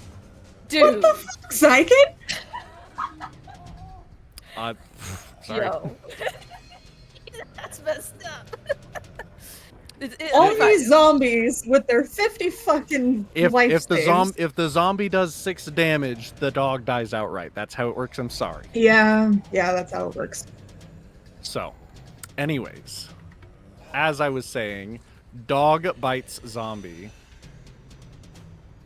Does dog kills? Definitely not. That zombie doesn't have enough health. But let's see if it gets the attack. Let's Misses. see. I think it does miss. I think you're right. Its bite to hit 6. is only a +1. Yeah. Well, it's 7 and the with the +1, and then the zombie's AC is 8. So it misses. It growls. It goes. "Oh," but it does nothing else. What's the next turn? Harvey. Harvey says, "Thank you, son." And then he loads the shotgun with his bonus action because the shotgun says you can do that. Very nice. And he... Ooh. There's a straight line between this zombie and this zombie. So he just might... Oh, actually, it's not a straight line. No, well, he's going to aim for that zombie. I should have casted Shatter at level 3. And he says, "Get away from her, you bitch!" And... Oh boy, he actually hits with a shotgun. Good for him. Okay. Holy fuck.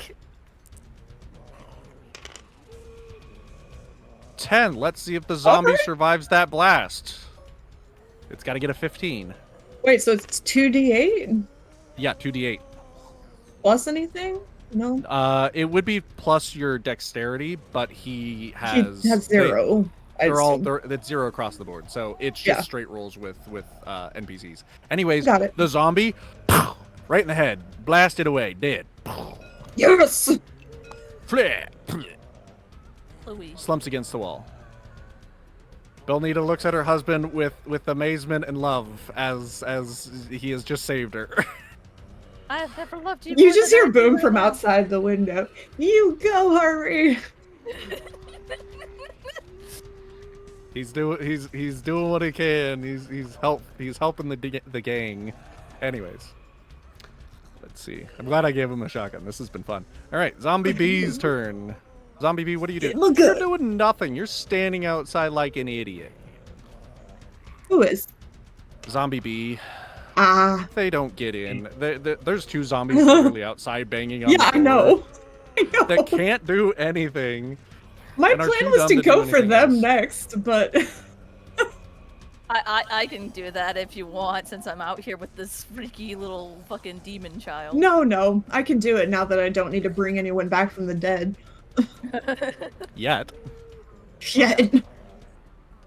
Say So less, please. let's see. Mila is a unique little girl.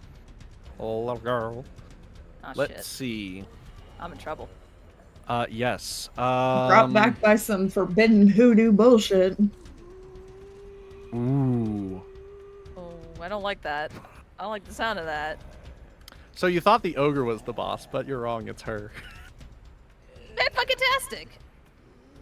Oh, I wish you had managed to grapple her. So do I. Let's see. Fortunately, she doesn't do all that much damage, but the wounds that you managed to inflict on her, some of them magically start to heal. Oh, no, motherfucker! Why? And her gaze snaps to the window to your right, Nedrick, as she looks through to see her once beloved family on the inside just past the fireplace. Oh god. No. No, no, no.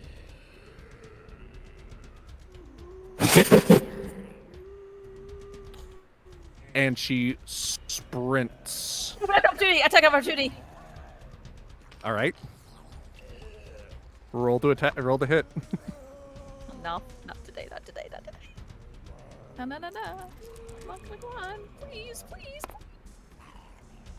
17 plus! Wait, strength, right? You hit. Oh, thank god. Roll damage. Okay, okay. Are you still raging or no? I am still raging, yes. Are you reckless would- Oh, attacking? well, wait, that only is it works on attack her turn. Yeah. Oh, attack of opportunity. That's right. Yeah, 11. Wait, is it Plus, plus any? no, 11 strength? plus 4, so 15. 15, yeah. Plus 2 because of your rage. That does So still apply 17. rage damage. 17. 17. Okay, well, you definitely managed to land the attack on her. You slash at her as she manages to still jump through the window because 13 damage doesn't stop her. It only hurt her. Let's see. Right, yeah, I know. 1, 2, 3, 4, 5, 6, 7, 8, 9, 10, 11, 12, 13, 14, 15. It's 17, right? 17, yeah.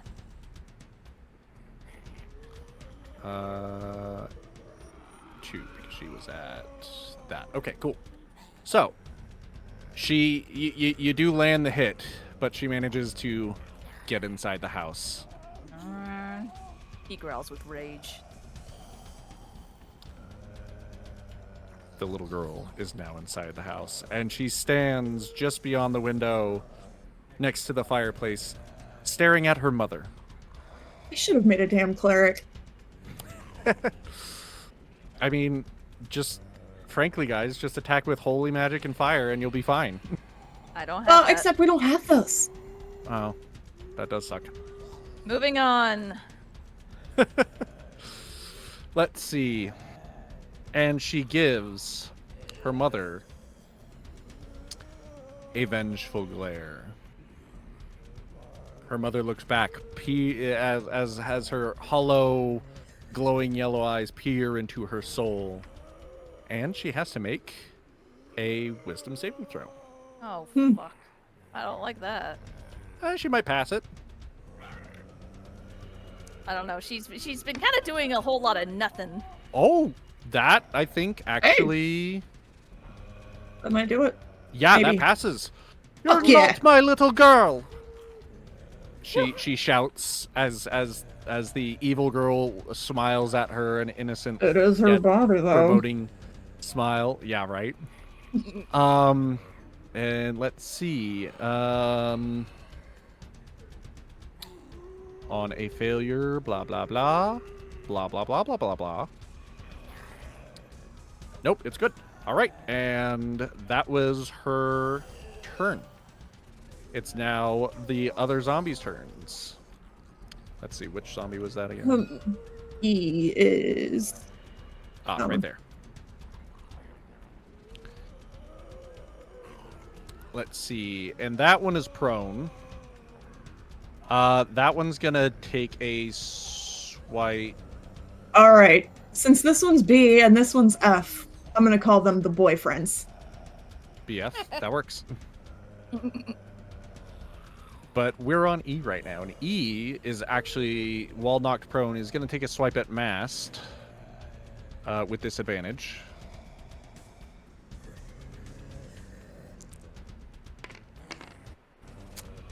And let's see. 6. 6 plus. Come on, guys! Don't let it in. Let's see. 6 plus. 0? What is its? Plus 3. 6 plus 3. 9. 9. Mast has a It does. has a AC. No, Mast has an AC of 10. Oh shit. So Mast Okay. makes it. He Yeah. lifts his foot away as the zombie tries to reach and claw at his foot. And that's that zombie's turn. Let's see. H. Alona or Gusty? It's gonna actually go for Alona because Alona is in the way of its target. So it makes an attack action. And she doesn't get an attack of opportunity. No. Nope. But it fails. So Alona just fucking dodges it with ease, like, oh, come on, what are you... You're not even trying. Really try. We'll really try. Really try. Maybe try. Alright. And one of the BFs attempts to slam into the door some more.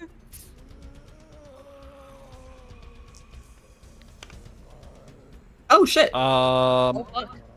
But it doesn't get 20. So Oh. it actually doesn't manage to pierce the door still. Wait, it's He's- 16 plus what? 16 plus 1. Oh Yep. shit. Well, That's why when the one got a 19, and then it's like plus 1, that's 20, that breaks it. ah, So it's pretty hard for the zombies to get through. Gotcha. Eventually they'll get it, but not this time. Anyways, it's Mast's turn. my baby. Yes, indeed, your baby. And Mast, what does Mast do? Mast looks to you, Boom, as if you know what to do as he peers through the window. What? Mast looks through the window at Boom. I know. I'm I just- thinking. Whoa. His eyes say, "What do I do?" It's going to be okay, Mast. He hears your words and then turns back at the zombie, and he, let's see, corner to corner is just outside of 5 feet. Mast backs away, frightened. It's gonna be okay. Ah, it's not gonna be okay. Backs away. Well, it's like, what else is he gonna do? And that is his turn. Belnita, what does Belnita do? That's a good question. What does she do? Seeing that her little baby is in danger,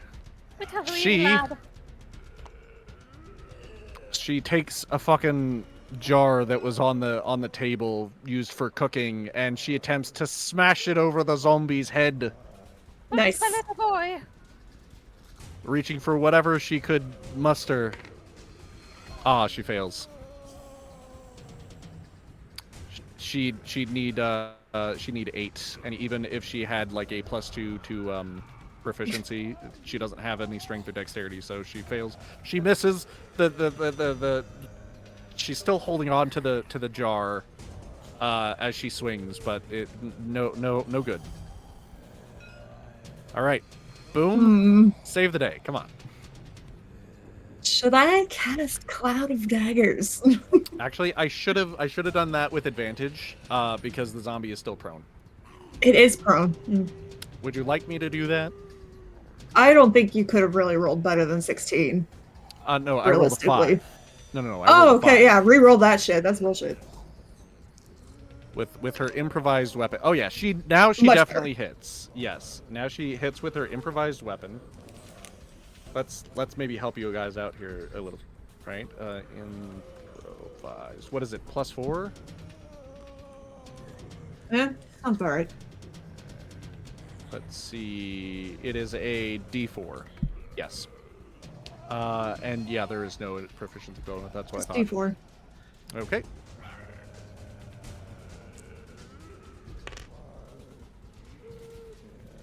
That's gonna be a. Of course.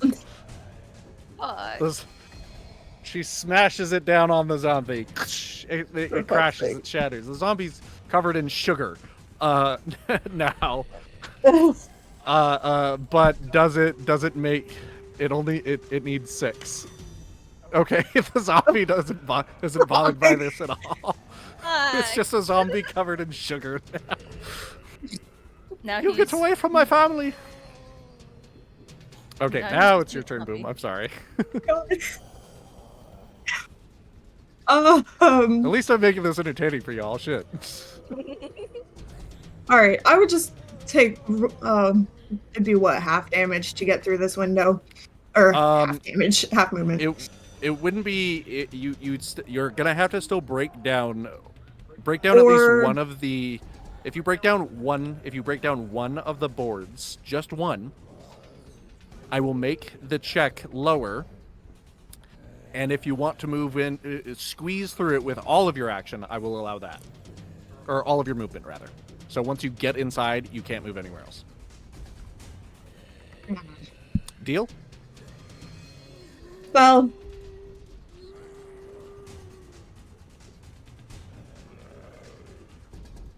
I mean, there's no real point if I can't attack.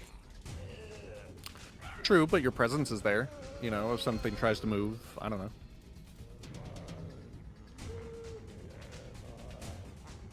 Or you could attack from the outside with the ranged ability. I don't know if I have a bow. I don't think so. I think I just have the rapier. You have a spell, don't you? You do magic, don't you? That's what I know. I know that. I'm just trying to figure out which one I want to do. Fair enough.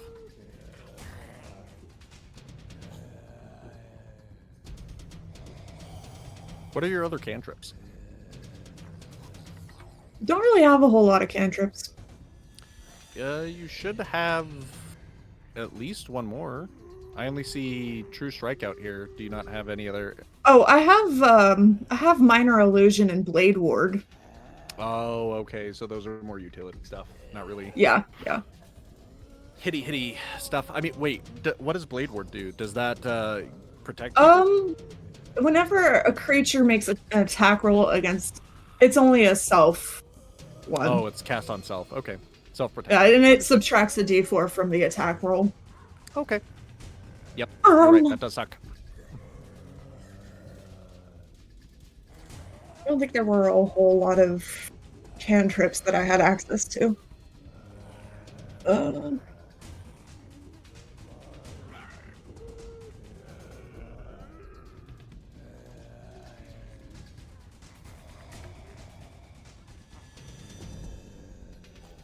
I can still do Cloud of Daggers. It's only 5 feet, so if I position it right.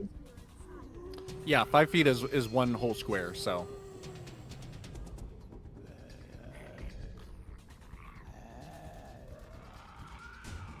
So if I casted it like here, I'd hit this one.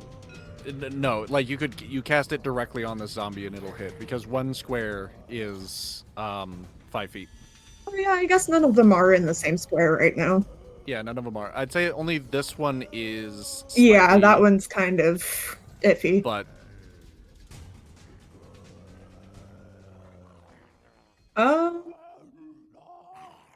or should I cast it on the little girl? ooh, She's still in there. dagger. She is indeed still in there, and just barely within your line of sight. So I could just say Okay. fuck it and cast Shatter at level 3 and do an extra d8. Mm-hmm. if you do that on the little girl, you will blow out the wall around the area. Good. That means I can get in there without a problem. That is true. True. I want That to is get very the fuck true. in there. All right, you know what? We're doing it? We're doing Hey, it. tactics. Fuck All right, yeah, love let's it. do it! Do it. Alrighty. Saving throw. And what do I Con. need to beat? Con? 14. Con of 14. All right. Well, she's a little demon. Yes! She's not gonna. Aw. Okay, she takes full damage. Roll damage, dude. That's 48. What? 4 48. D8. Which means she could do either 4 damage or 32 damage. 24. 24 is a good amount of damage, though. That's pretty fucking good. So Uh-oh. you peer inside the room. You look at I the little fucking girl, had it with these zombies. evil across the way, and you see her evil smile, and you're just like, you're Ugh. the cause of all this. Ugh. And then shatter. Explosive force.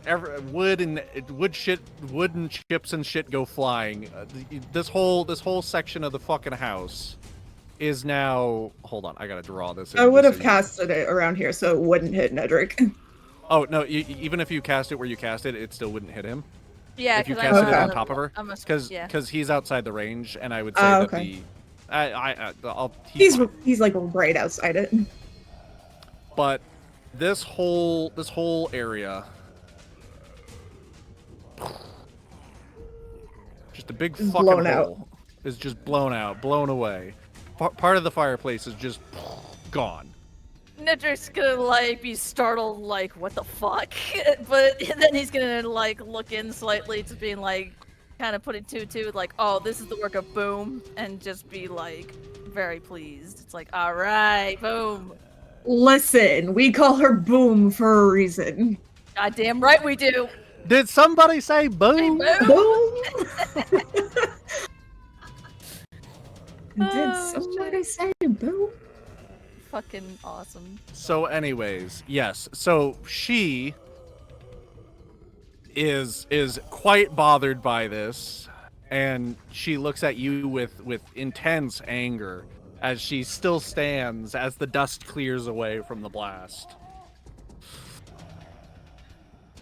And then her eyes snap back at her primary targets. She doesn't forget the goal.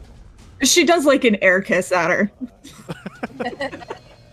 I don't know. She seems pretty angry at this point. She's Pete. I know, that's the point. You guys aren't playing the game right now. You know what I mean?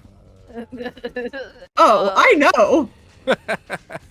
So, yes. Anyways, Boom, would you like to do anything else? I believe you still I have hate the game. a bonus action. I do still have a bonus action. If you'd like to make somebody feel good with a little ditty, I could give bardic inspiration to someone. you could indeed. I will. Wait, do I have? I do have one still. Okay, it was heroic I used. Ah, that's right. Okay.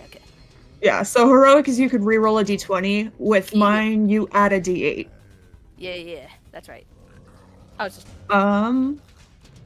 I think does Alona still have hers? I think she used it, right? I think I still have it that she has it because I've been trying to keep track of it. Nedrick used his heroic inspiration. Harvey was the one you gave the bardic inspiration to first, Yeah. and he used his. He used his as well. Yes. Ooh, maybe give it to. I still have Belnita two. in case- I Huh? What? what were you saying? I was just gonna say maybe give it to Belnita if she doesn't have one, in case the little girl tries to do something mind-boggling attack, whatever again, like she did before, or tried to attempt to do it. Yeah. I mean that's not a bad idea actually. Yeah, I mean, unless you had a different idea, I don't mind. No, I would have just Okay. given one to either Alona or Nedrick, but yeah, no, I think it'd be better to give one to Belnita. Okay, cool. That's probably a Yeah. good idea. That's what I'll do. Okie dokie. Belnita now has a heroic inspiration.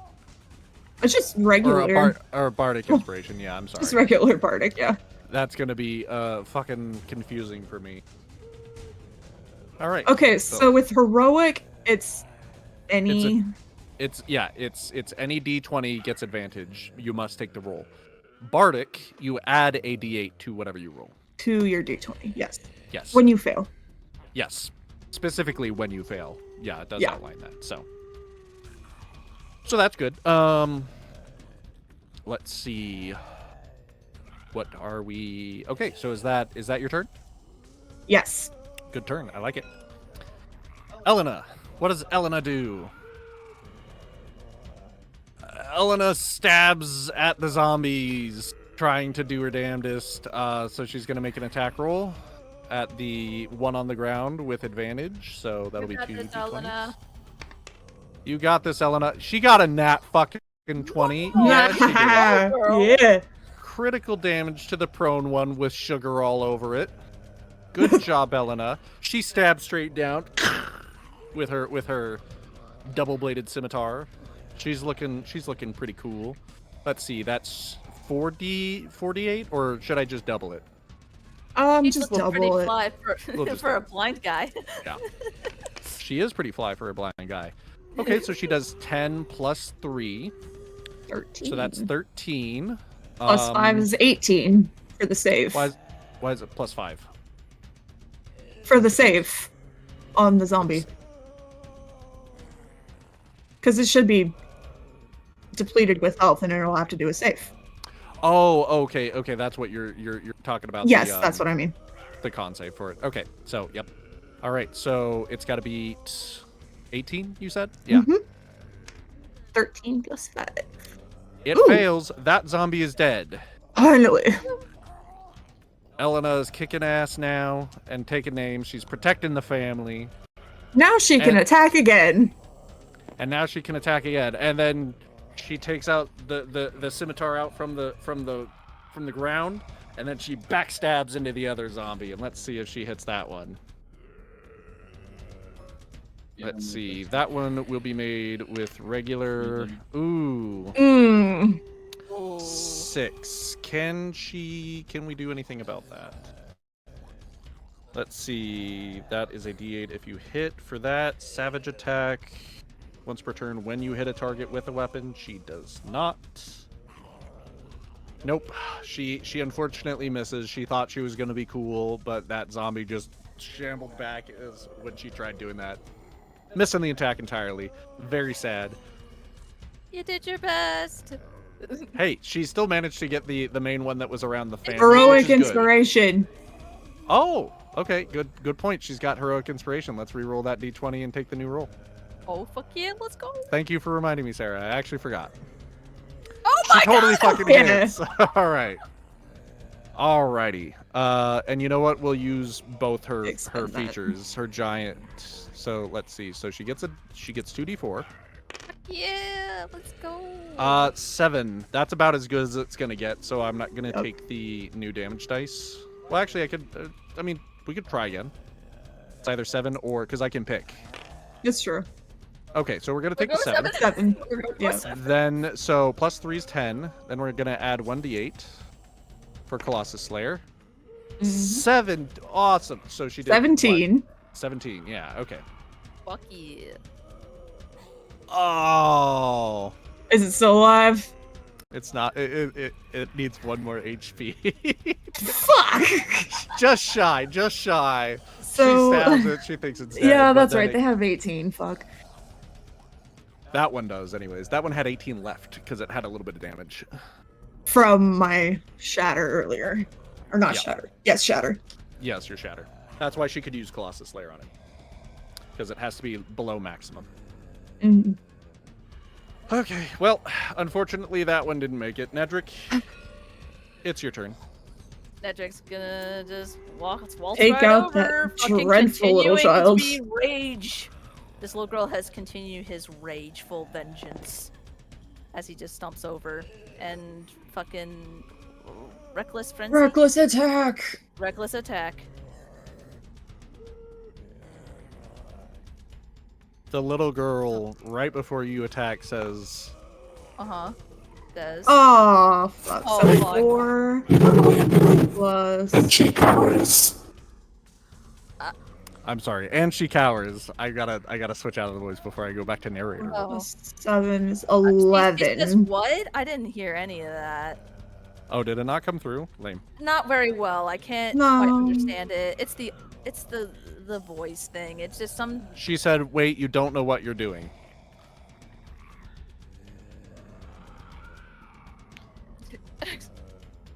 I don't know, man. She was a bit of a bitch earlier. I think I know what I'm.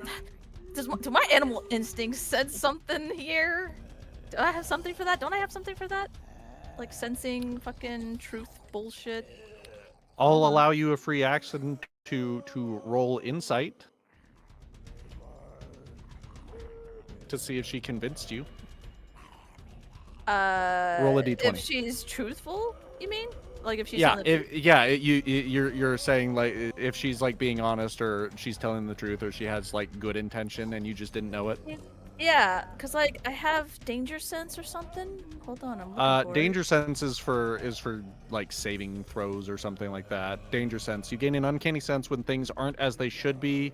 Giving you an edge when you dodge perils. You advantage on dexterity saving throws. Okay, that makes more sense. All right, my bad. All right, yeah. If it's a free action, sure. I'll let you do it. As you rear up to attack, let's see if you hesitate. All right, I just rolled a d20. Yep. Okie dokie. Do I have to roll higher or low for this? Oh, High. God. Hi. Wait, didn't I have a 4? Wasn't it a 4 already? Yeah, don't you know. did. Oh God, is my dice broken again? Please no. The dice aren't broken. They're literally physics-based, guys. Whatever is face up is what's face up. Hey, yeah. All right. It was Okay. just weird that I just rolled it not too long and it was a 4, and then I just roll it again and it's a 4 again. I don't know. All right. That is So indeed a 5. possibility. Okay. I'll take your word for it. Okay, so what did you roll? I rolled a 4 apparently, 4. and then Plus 1. I don't plus 1. Yeah. So 5. 5. You know what? With that, you actually do think that she knows something that you don't. Wait, okay, so Boom kind of sees Nedrick pause. And you Can yeah, she you do an hesitate. insight? I know she I would can't hear it, but I would say no, only because one, you wouldn't be able to hear it. She's facing away, and two, it's on Nedrick's turn as he is rearing up to attack. yeah. So I would say not in this case. If it was on your turn, I would say yes, but Mm. this is just for Nedrick. So, Fair. so yes, she seems wait. genuine. Can I use my Bard of Inspiration to re-roll that to see if she's talking to? Your That's a heroic D20 I rolled, right? No, it's- heroic, not heroic. The other one. You don't have a bardic inspiration. You right? don't have Bardic right now. I thought I spent my heroic one, but not my Bard one. No, you were never given a bardic inspiration. Sarah gave it to Harvey and now Belnita. Belnita. Yeah. Oh, I thought I had both. Okay, No, unfortunately. never mind. Well then, yeah. Okay. So, So I'm attacking Yes. this little girl, I guess. But wait, what were you gonna say before that? when she said that when she looked at you as you're reared up to attack, her eyes were filled with genuine sadness and fear. And she said, "You don't know what you're doing." And she said, "You don't know what you're doing." And I have the sense that she does know something that I don't. But what we Yes. do know is that these zombies are willing to kill innocent people. Because they did take Harvey down. Can I just throw her instead? Can I just throw her? What would you like to do? I wish to mean- prone her. You wish to knock her prone, or Yeah, I wish to knock her prone. At least that way she can't fucking do anything for her next turn, at least other than to get back up. She'll be at disadvantage, but Yeah, I just need her to just stay the fuck out of the way so I can properly think and see if I trust her or not later. he's Let's- mid-rage. He's not really thinking clearly. Exactly. um, For all he knows, this is a hallucination from his rage.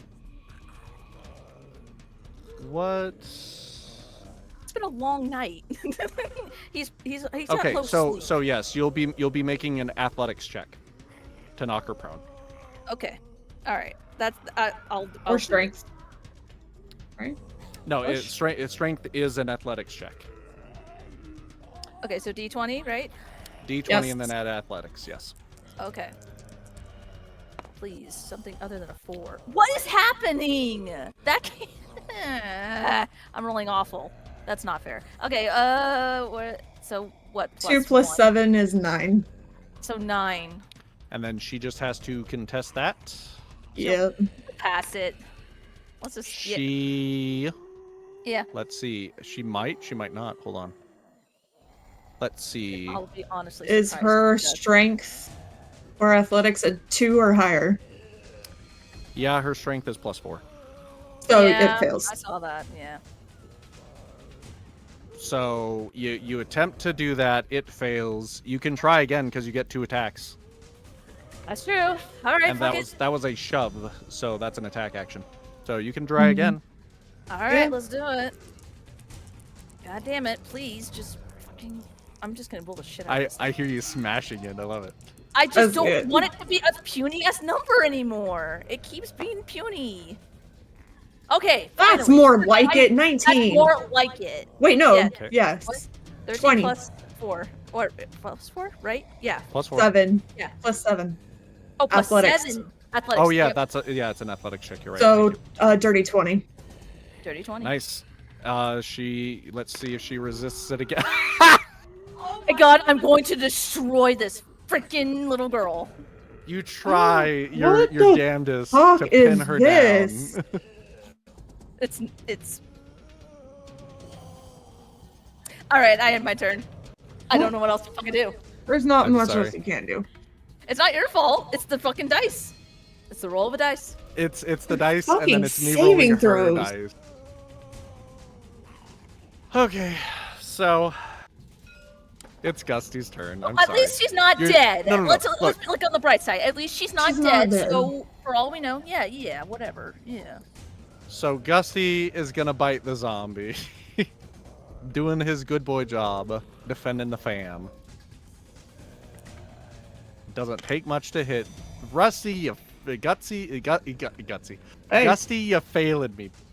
You failing me, dog. You failing me.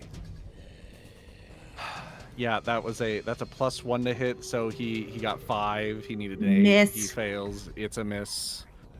Harvey's turn. Harvey, save your family, dude. Come on. Please, Harvey, please. Okay, let's see. He turns to see the zombie, the one over there that's just holding on, and then his little...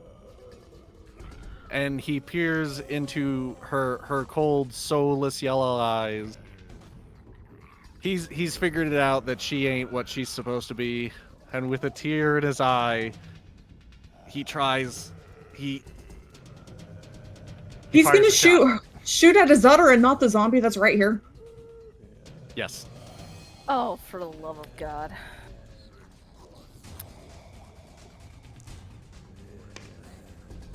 He hits. Hey, it hits.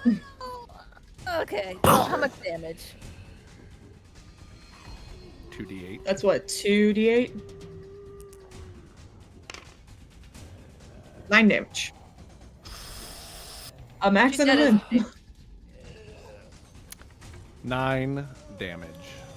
Kills the little girl, doesn't it?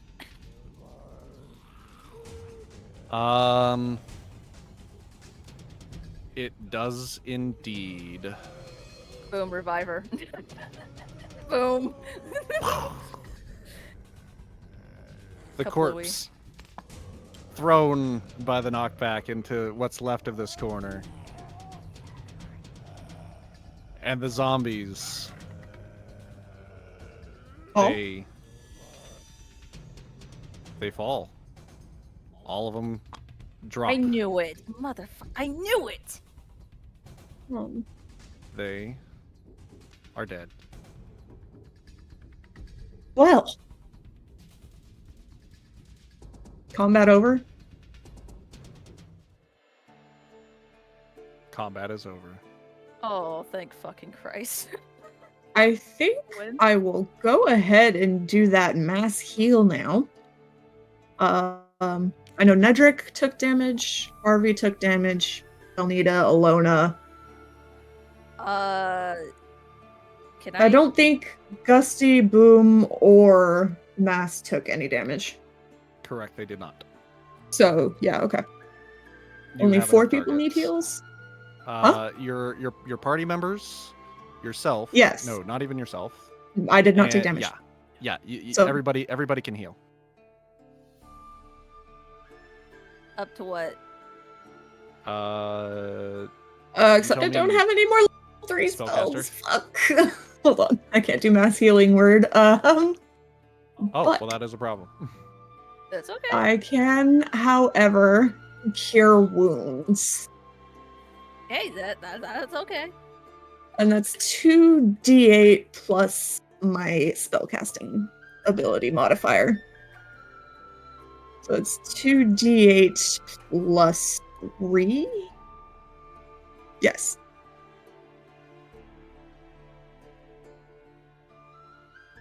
Yeah.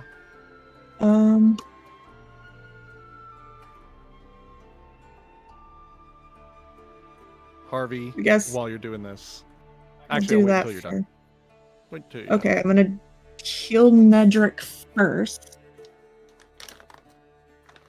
We could just say this happens while they're doing. You know what? It'll happen after everything because it doesn't matter. It's all flavor. So. Yeah. Should I change back before or after being healed? Doesn't matter. Can I change back? Yeah, if you'd like to. Make a curse throw. Roll a d20. Add your constitution. And then we will compare it to 10. You have to beat 10. Constitution, just 2. Okay.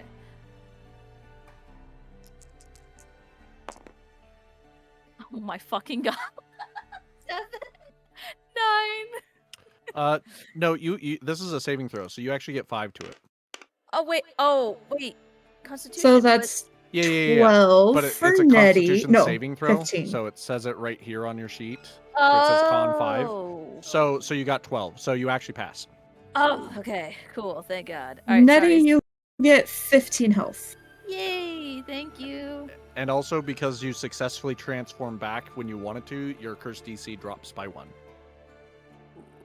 All right. So 12, you said, Sarah? 15. Oh, 15. Thank you. Yes, you're successful after transforming back. You decrease by 1. That's My right. bar's not working. I can't do it. Oh, okay. Nope. 8 plus 3 is 11 for Alona. 11 for Alona. I'm fully healed without even using the full 15. Okay. Are you using all your spell slots for this one? No. I'm just gonna heal them. The family will be fine. The family will be fine. All right. So, Well, Nedrick, I mean, I guess I could. I still have 2 You more tr- spell slots. you transform back. Okay. Sits down. Don't worry about it. You know what? There you go. Don't worry about it. Don't worry about it, Sarah. You Yeah. you can figure it out afterwards. Oh. So, Oh, thank you. Nedrick transforms back from the wolf, or rather from the bear. Meanwhile, Harvey, after taking that shot, drops the gun to the floor and goes over to hug his wife as he sobs a little into I'd have punched that hoe. into her apron, and she looks at the corpse that now lies in the corner of the room over there, the corpse of her daughter, and she too starts to cry, and then Mast comes over and joins the family in a hug as the three take a moment to cry as to what has happened, because he just had to shoot his girl. And then Harvey finally pulls away and he says, "Thank you for helping us. I thought we were all gonna be goners right there. I'm so sorry we couldn't do more to mitigate. Well, don't worry about it. A house, stuff, things, that can all be replaced, but family can't. And he looks to his son and his wife, who are they're both badly damaged. They're bleeding a little bit. Your mic's a bit fucky wucky. Is it? A little. I can't do anything about that. That's Discord's problem.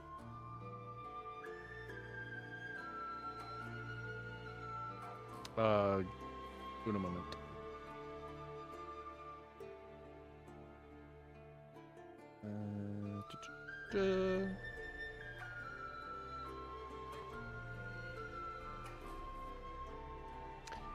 Is it fixed? Nope. Thanks, Discord. I mean, you sound fine to me. Oh, do I? Yeah. That's weird. Could be a connection issue. Well, I did sense a little something there at the end. Oh well.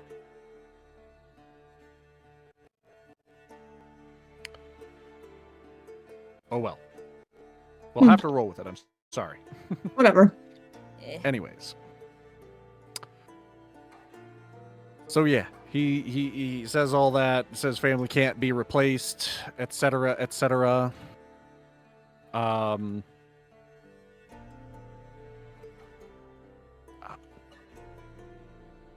I know this wasn't your fight, but whatever you want, I can give you. I really don't think we need payment. And she kind of looks back at the other two. Nedrick shakes his head, and then he just silently leaves and starts cutting off all the ears of the zombies that are left on the ground, and cuts the head of the fucking zombie ogre. The ogre. Yeah, that's my trophy. I want it. I claim it. Boom's gonna walk over to the little girl's corpse. I'm right there. Yep. Going to... What would you like to do to it? I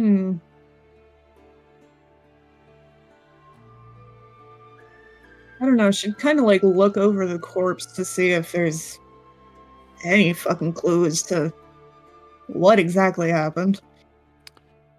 Well,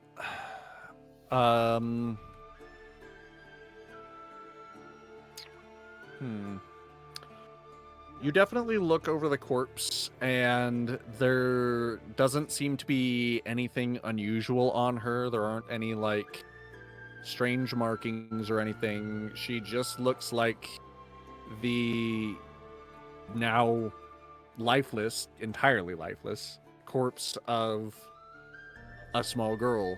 Her eyes wide open and completely clouded over. No light or magic bringing her to life.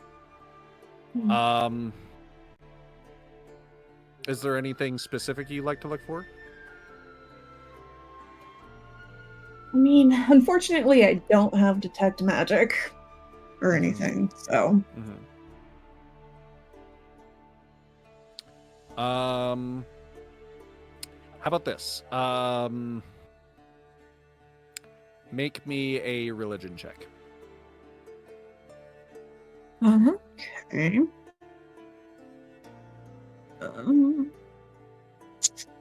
Just roll a d20. Fuck. 7? Yeah, you you have no idea what it is. You have no idea what's going on, what this girl was trying to do, what this girl was, how this girl came to be what she was. But what you do know is that there is a corpse of a small girl.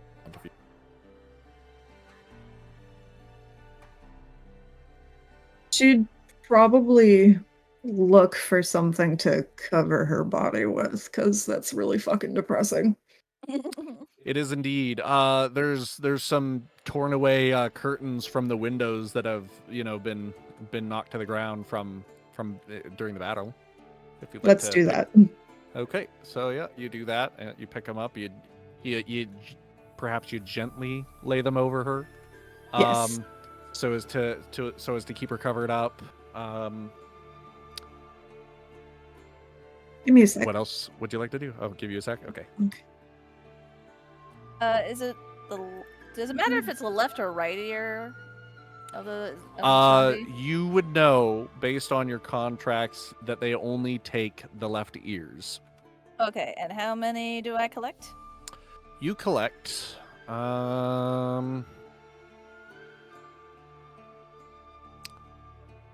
You collect 18. Wait. 18 think- years? Yeah, because I think I threw like 3 more zombies at you than the module called for, which was like 15 or so. Mm. So Oh, I hate this freaking. I can't type. type outside the game, Meg. Or here, I'll do it for you. It's fine. I got it. You guys hold on a sec. It's just I can type. No. It's just it won't let me go back to the You top. know to how put- he's charged? I think they might be dying. Okay, there we go. I got it. Probably the one plugged in. You got it? Yeah, I It's got not it. even that. It's I I put it can't in my find notes. the headphones themselves. Like I see an aux. Like there's for an aux, but that's about it. Oh, I forgot that. No, I'm pretty sure that's the charging.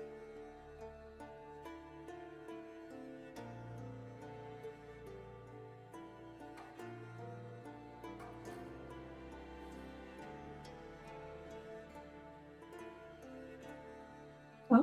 But maybe it's not this. You see, it's probably the one. This one's mine, and then this is this, and then this is an iPhone charger. Hmm. The reason why I think they might be dying is because they sound like staticky to me, but Yeah, I they- know it's. Hmm. Meg. Hmm? While Okay, you're Meg, looting what the happened? nothing. We're just talking about being able to write stuff for notes. No, it's fine. I already got it figured out. It's fine. Okay, and also you take the you take a patch, the patch off the captain's off his clothing that signifies that he was an armed soldier, so that you can prove that you didn't just murder 18 people and steal their ears. Fair enough. Good point. Probably it's a good safety precaution just to make sure, you know. No, you're right. I didn't even think of that. That's my bad. No, it's fine. You First time playing You- this kind of character. your character would have known this because that's what the writs of mark call for in order to prove it. So Okay, and it's okay. So one what? It's a badge. yeah, it's an insignia from the captain's uniform. I take it there wasn't much money. You know what? Let's find out. Yeah, I was about to say. Can I also, while We go rifle through those pockets. do I find any valuables on each zombie that I take the left ears off of? Let's see. Ooh, look at that. They were carrying a lot of gold. Hey, Well, actually, they were carrying. It's mostly silver with a little bit of gold. It's all pocket change, really. So let's see. 18, and then.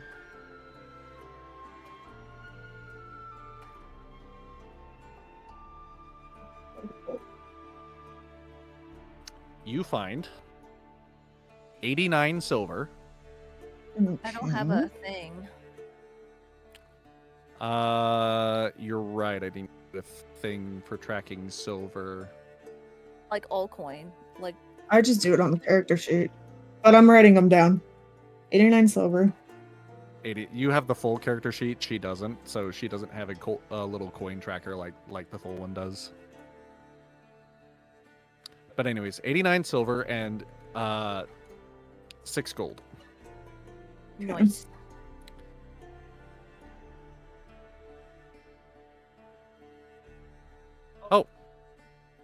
and 24 copper. Is it okay if you keep track of that, Sarah? Yeah, I got it. Don't worry. Okay, thank you. My bad. And could I do something real quick? Sure. Can I say Nedrick did as he was like walking around the place collecting ears and stuff off the zombies that he saw a glimpse of Boom covering the little girl's body? Sure. Okay. I'm sorry, what? Nedrick, when he was doing his whole collecting outside, he saw you covering the little girl's body. Yeah, you could see it through the hole in the wall. Yeah. So by the time he's finished, I assume, he'll want to walk up to Boom, and then he'll take a moment, wait to have her attention, and as soon as that she's making eye contact with him, he'll then start to speak to her in sign language, telling her,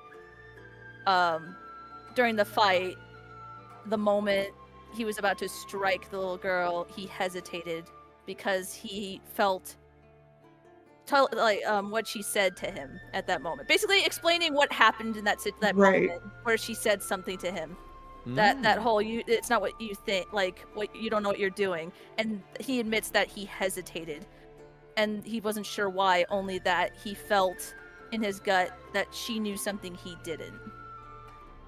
And he's troubled by it. She nods and basically notes that she saw him pause and wondered why. Yeah. Keeping her informed. But also it's just like, even he's kind of questioning himself a little. Before he just gives like a simple, like just to end the conversation from being awkward, just going, and then just walks away. She's He's not gonna very good at pat. social skills. Huh? She's gonna pat his arm. It's okay, big guy. Blinks at her, then gives like another nod of, and then just just walks away silently. He's not very good at social skills. They've been traveling together for a while. She knows. Yeah, she knows how he is. He's. Yep. And meanwhile, during all that, Elena is petting Gusty, saying that he is the goodest boy, The and goodest that she boy. saw how he was fighting all those zombies without a care in the world, and she really admires his little bravery. I bet her birdie is so jealous right now. Nah, her birds is just kind of like bobbing up and down in a bird fashion. Oh, something I've been dying to do. Can Nedrick go in the fucking thing and see the horse? Nedrick wants to see the horse. Horse. Yes. I lost the horse. Hold on. Let me get the horse out. It's in here somewhere. Let me take a look. I wish to go inside. I wish to be with CC horse. Pet horse. Love animals. Let's So see. cute. A horse, of course. Horse is that? Can we take a 10? It's 10. Sure, we can take a 10. Well, actually, we're getting ready to wrap up. Can we go for a few more minutes, or do you Yeah, want to take the 10 let's- and then? No, we can just finish it up. Okay, yeah, because we're pretty much done. Okay, so Nedrick, you open up the barn and you see a beautiful white horse. Although it's not made for riding, it's obviously more of a workhorse. And it's rocking its head up and down and kind of like trotting back and forth, kind of bothered by all the commotion. And it goes. I glanced in the barn. Like, everything's okay in there, right? The zombies aren't in there. Like, they didn't attack it or anything. There's no damage. Nothing else in there. As you look inside the barn, everything looks like it's completely in its place. Make a perception check. Oh shit, barn Zyken, you know what you still haven't done? What have I not done? Made my character sheet back into an actual character sheet. Like, I can't change anything on it. It's just a copy. I thought we fixed this one. Oh no! Oh, I did that on. We I did that on fixed- the other. I did it on the other table that we're moving you to. Okay. This one is busted. Okay. So I rolled a puny number again. I got plus my perception. It's a 4. It is a 4. Yep. But you know what? It's fine. See if you can edit stuff now. Who, me? Yeah, you. No. I don't Still think no. so. Okay. Yeah. No. Okay. Then this one is just broken. Alright. Notes any changes on your character sheet, any changes you'd have outside of your character sheet, because we're changing over tables anyways, so you're getting a new character sheet, so it should be fine. Okay. Okay. And you said you got a 4. Yep. Everything looks completely in its place. It looks like a normal barn with normal barn stuff. Cool. All right. I wish to pet horse.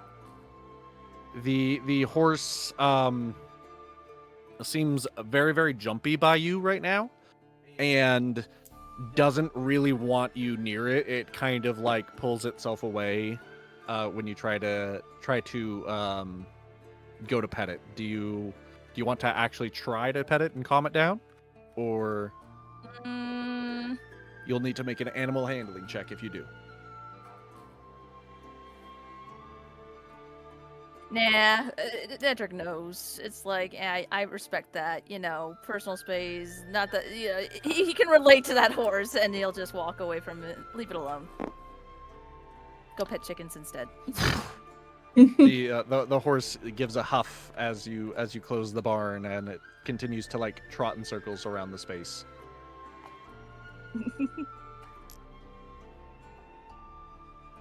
Anyways, yes, the chickens would actually be in their hen house by now, believe it or not. Okay then. Then I'll just go inside. Believe it or not, I'm walking on it. on it. Pet dog instead. Also, you've noticed that the fog has faded, although it is still nighttime. Does that mean we can sleep, or if we should sleep, or wait, what time? Well, if it's nighttime, would it be It's early in the nighttime. morning? Okay, it's nighttime still. Okay. Yeah, it's nighttime. So, because you made it to this house just at sunset when Right. all this was starting to happen, and then the rain set in. But now the skies are clear. It's just well, it's a Probably little what, like overcast, a little 10? cloudy. It's like, Yeah, what, maybe 10, 11? maybe like 9:30, because 9:30? Yeah. it didn't take long before the whatever was happening set in either. So, because all that was like what, 6 plus 8 plus another 5. It was, the whole thing was what, 11, 8, 19. It was 19 several times 10. rounds. It was 2 minutes and 30 seconds was that whole fight in D&D time, because that's how that works. Or no, didn't we go for like 20 rounds before? Yeah, I'm pretty sure. Okay, so I'm pretty sure we okay, so went it's been a lot. it's been more than, all right. So it's more like, Let's round up to like 15, 20 minutes. yeah. So it's much shorter. It's much shorter in in-game time. But it was an intense fight, and you all did well, and you managed to actually save every family member. So good job. Congratulations. Oh, Would you like to know how much XP you got? Sure. Yeah. Okay. Let's 0. see. No. Let me pull up the old calculator, because this is something that I feel like, personally, I know a lot of people are like, XP, keeping track of that, but I like it because it makes it so you're like striving towards something and all that. So So right now we're at like 0 out of 14k, right? To make it to level 6? yes, Okay. we'll say that you just recently became level 20, level 5 when you took this job. Level 20. Let's see, that times 17. Then we're gonna add that one. So that's a cool 900 plus. She was a toughie for sure. But she was a significantly weaker version. So I deduct that much. Let's see. Then, for successfully saving the family, you'll get an XP reward for that. Good job. Nice. Let's see. We even saved the damn dog, alright? You did indeed save the dog, yeah. but that's just your bonus. Let's see. Does it give any? It'd be nice if my little sheet gave me like XP that you would earn over doing this. Or if not, then I get to decide.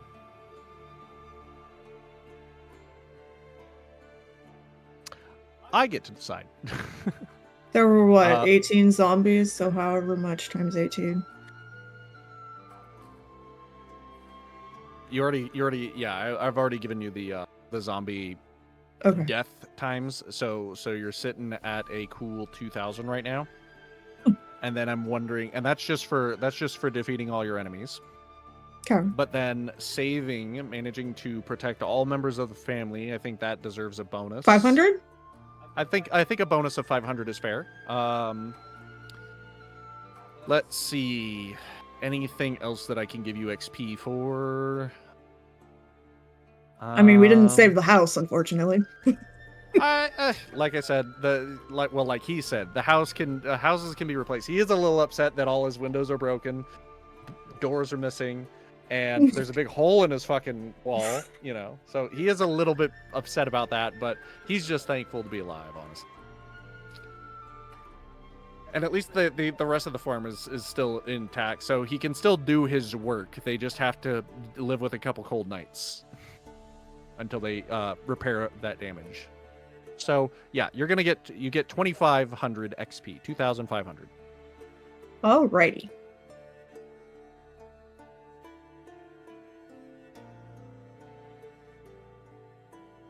Actually, we're gonna bump that up to 35 because completing the quest will also give you 1,000, but you got the bonus for the family. Sweet. Okay. So where am I adding this? Or Experience. So we just need 10,500 more. So right up here, Meg, mm-hmm. on your character sheet, E.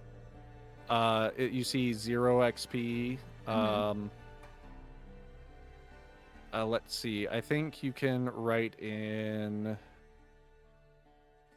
Let's see.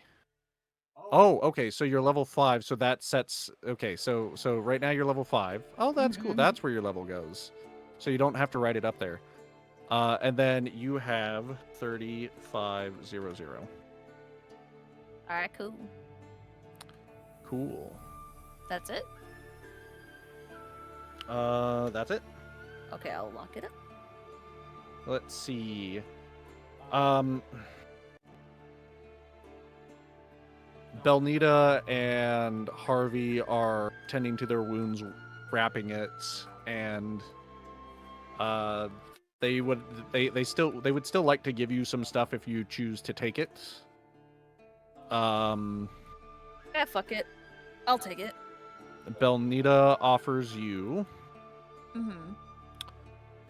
Let's see. A potion of healing. All right. Wait, for each of us, or just one. Probably just one. oh, do you want it, Sarah? I don't need it. Oh, okay, fair enough. I'm the healer. And a potion of greater healing. Okay, I'll just hold on. I can make note of this too because, like I said, all this stuff has to be added to your character sheets for when we play on the other table.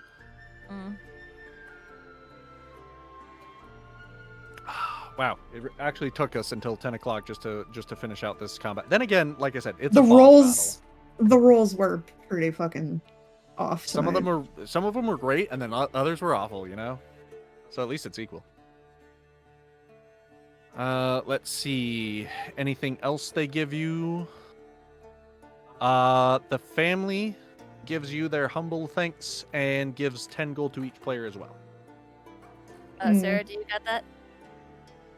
So 30 Do gold. you Huh? want the 10 gold? I do. Can I? But can I? You do have a add it? gold. You do have a gold tracker. You have gold Okay. on here, so you can. Yes. So 30 gold. Cool. So this would go up to. Well, each player gets 10. So are you giving Meg her 10, or are you giving her the full 30 to hold on to? I assume just the 10. I mean, I haven't added any to my tracker, obviously, since I can't right now. So we can just have Meg take the total Okay. for all of it. So that's 89 silver, 36 gold, and 24 copper. Oh, actually, she's not gonna. Okay, so I said. Okay, read those numbers back to me, and I'll write them down. I was gonna say I can just keep them. 89 silver, 36 gold, Right. and 24 copper. 4 copper. Good. All right. Cool. Because I lost those numbers already. And then the minor and greater healing potion.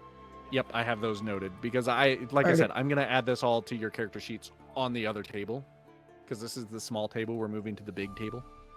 Yeah, I say we give the minor heal to Alona and the greater heal to Nedrick. Okay, Yeah. I'll take the first heal off then. Okay. And I'll just keep the greater healing. So Nedrick keeps the greater healing. Greater heal. Yep. All right, that's for Ned, and the regular minor healing is for Ilona. I believe one of you does already have health potions for some reason, like you started with it. I can't remember who or why, or I don't think it was me. It might be Alona. it might be Ilona, but you know. So okay, she's blind, so what are you gonna do? So I don't get any of the coin, right? Don't worry about the coin. I've got it. Okay. I'm tracking it all. Okay.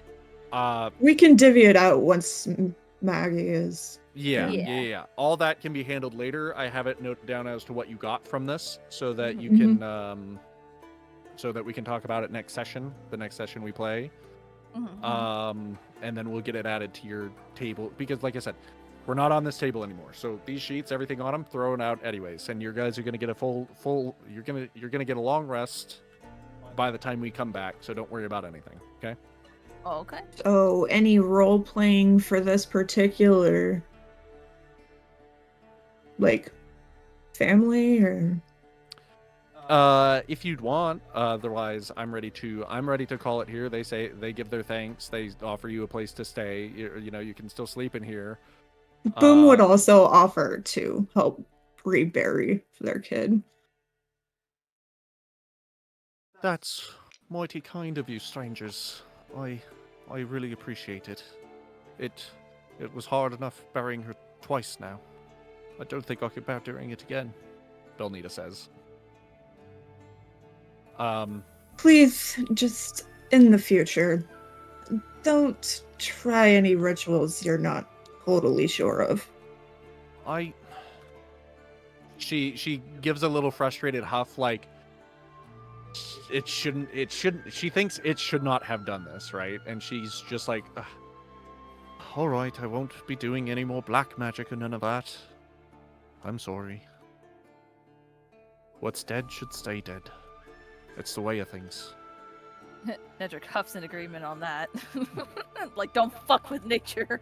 Boom's already made a note that once they get back to their whatever area, she'd probably look up the actual whatever that was. I wrote it down in my other notebook. I don't have it in this one. By whatever that was, do you mean whatever her people? The Mirrorins. And whatever that ritual probably was. They probably have a book on the Mirrorins. If there's any texts that survive their traditional practices. It is a long dead culture, you know.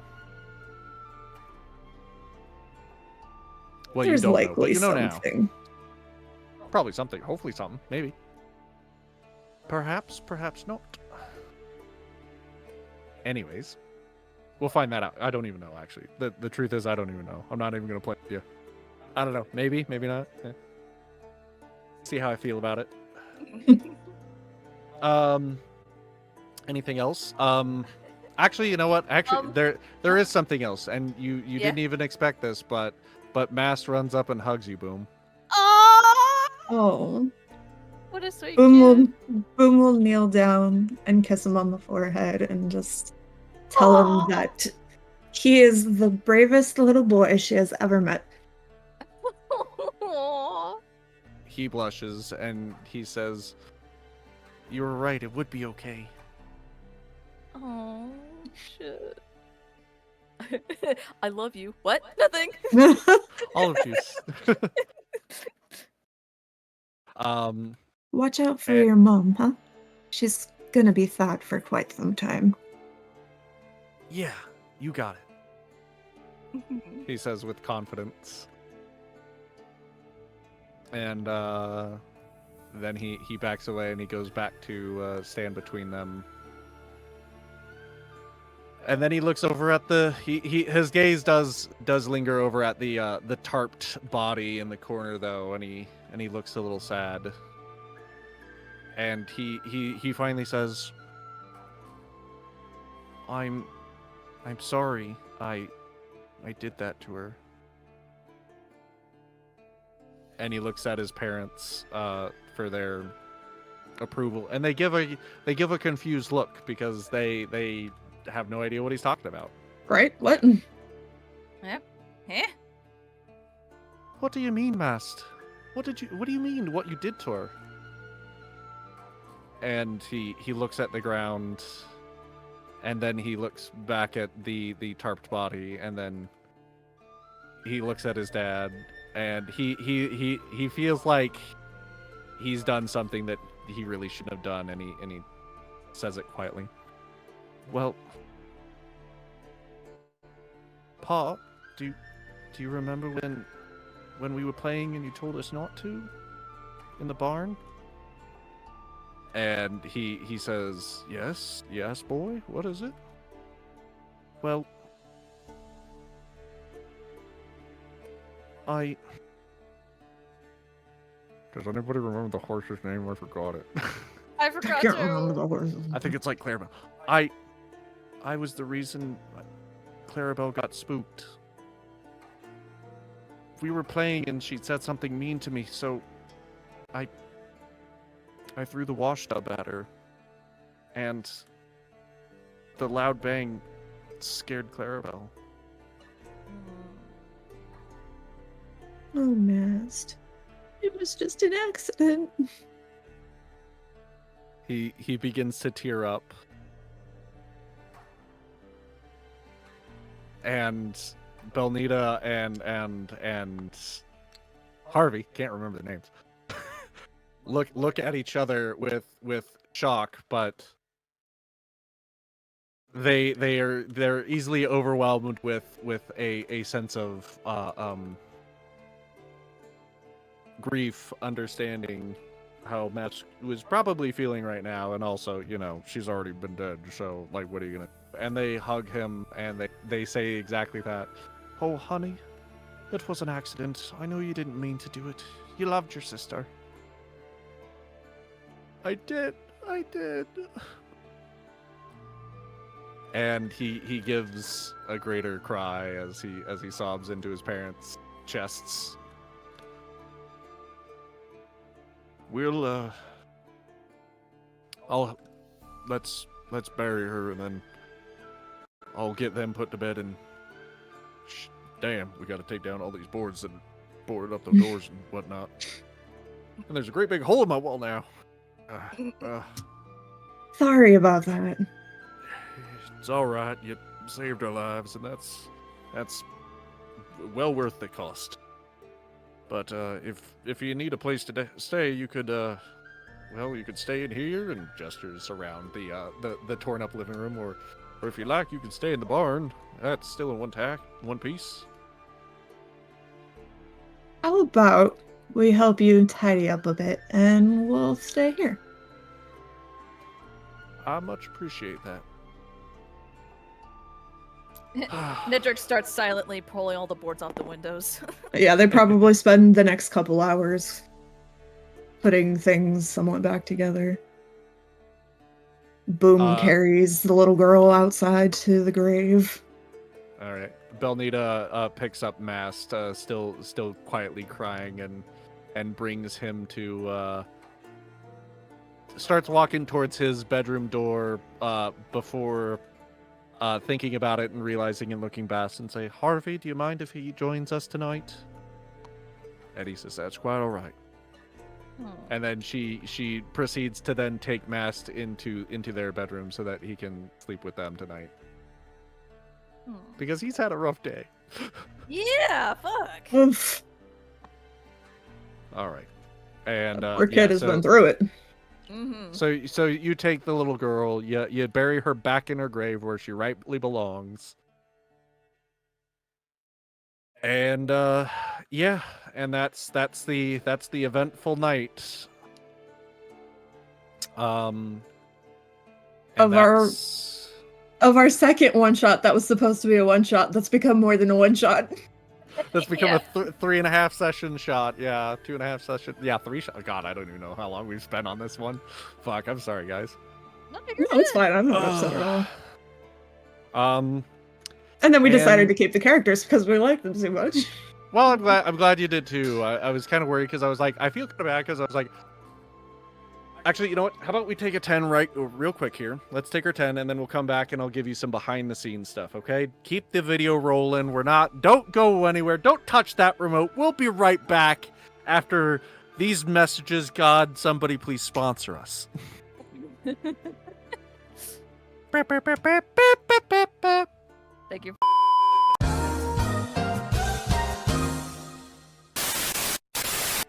And we're back. I was going to give behind the scenes and I forgot what I was going to give behind the scenes too. Oh, you know what? Actually, I was going to talk about this whole encounter and stuff. Actually, you know what? How about this? Let's start with questions. Anybody got any questions now that we're done with this thing? Anything you're curious about? Yeah, no, if we're not going to come back to this at all, like, what the fuck was supposed to happen when she buried her daughter in some ancient hoodoo burial ground? Well, believe it or not, this now has become... I would have told you everything before when it was just a one-shot, but now it's part of the campaign. Right. So, as what you can expect as far as the campaign goes is that the undead, for some reason, are rising in various places all around the country, all around the countryside, all around the continent. And it is up to your team to figure out why, and spoiler alert, it's not a lich. Damn it. Yes, unfortunately. I know lich is the obvious go-to, but not this time. And so a little bit of background so that you have a better understanding. Necromantic magic, in particular, not stuff dealing so much to say with like poison and whatnot or disease, but necromantic magic in the sense of bringing the dead back to life is you've heard stories about it, but they're about as real to you as zombies are to us in our lives, in our real lives. Where it's like it's a fantasy concept, but it could happen kind of thing. But nobody's ever done it. It's just a myth. It's just a myth. Most undead are just a myth. I mean, real actual animals and monsters still exist, have existed in the world, but as far as undead goes, people say that they've seen them, but everybody's like, you ain't seen nothing. Where's your proof? You know. So ghosts aren't super common. The religious the various churches and gods and whatnot, they claim that the undead and the afterlife and all that is very real. and that it's possible for such things to arise or whatnot, but like you said, or like I said rather, you know, the undead, like, when do they never show up. What are you talking about? You guys are just harping over nothing. There ain't no demons, there ain't no Satan. Some old Relax. crackpot standing on a box in town square. Yes. Saying that your souls will be damned and whatnot if you don't follow the ways of Lathander or something. So that's what's happening in this world. So the fact that you guys did indeed encounter zombies is quite baffling to you, but you've seen some annoying monsters before, some goblins, trolls, ogres, etc. Like, those things are real, and you've dealt with those things, and you all sprung into action. But the mystery of the undead is a strange one to you all, and it's kind of unheard of, but very, very unusual. But you saw it with your own eyes. They had powers beyond understanding. Fascinating. Yes. All right. So what was supposed to happen when she was originally buried and all that? I mean, ostensibly she was supposed to be dead, and even though her mother performed that ritual, it probably wouldn't have worked. Right. But for some reason, her daughter did indeed come back, Pet Cemetery style. That was the initial inspiration for this, was very much like Pet Cemetery, because I was like, oh, because Maggie said, oh, I Gotcha. want something spooky and horror, and I was like, what do I feel like Halloween spooky horror this time? What can I prepare based on, like, I searched up some one shots to play with, because that's what I expected this to be, and I found Zombie Farm, and I said, you got it, that's what we're doing. Right. So that's what I was preparing for. But then it ended up being a whole thing, so it's like, oh, well, now there's a whole big story behind it. Hey, it works. It does work. I like it. It's not breaking the mold or anything, but I like to think that what I've got Those planned for damn you all is... Armenians. Yeah, those damn Armenians or Armins or whatever. I don't know what proper terminology for, like, because, okay, so the country is called Armin. The country you're from is called Waymond. Mm-hmm. I'm not sure if it would be Armin. It should be probably Armin, because it is way too close to Armenian. Armenians. Yeah, that's something that That's I a wasn't real. really... Yeah. What's the Armenia is a country, right? Like, that's So the full title of it. Armenians are those, like, blonde-haired, blue-eyed No. people. Those are specifically. Aryans. Oh, is that Aryan? That's Armenians. Aryan. Armenians yeah. are closer to, like, Turkey, Middle East. That's right. I think it's in. But what's It's not quite Slavic. It's more. It's almost Middle East. It's about as like South of the Black Sea type. It's south and or rather, it's north, but it's also east of the Black Sea. It's like northeast of the Black Sea. I'm actually wearing my sweater that has that map on the back of it. I got it when I deployed to Turkey. So this is incredibly off topic.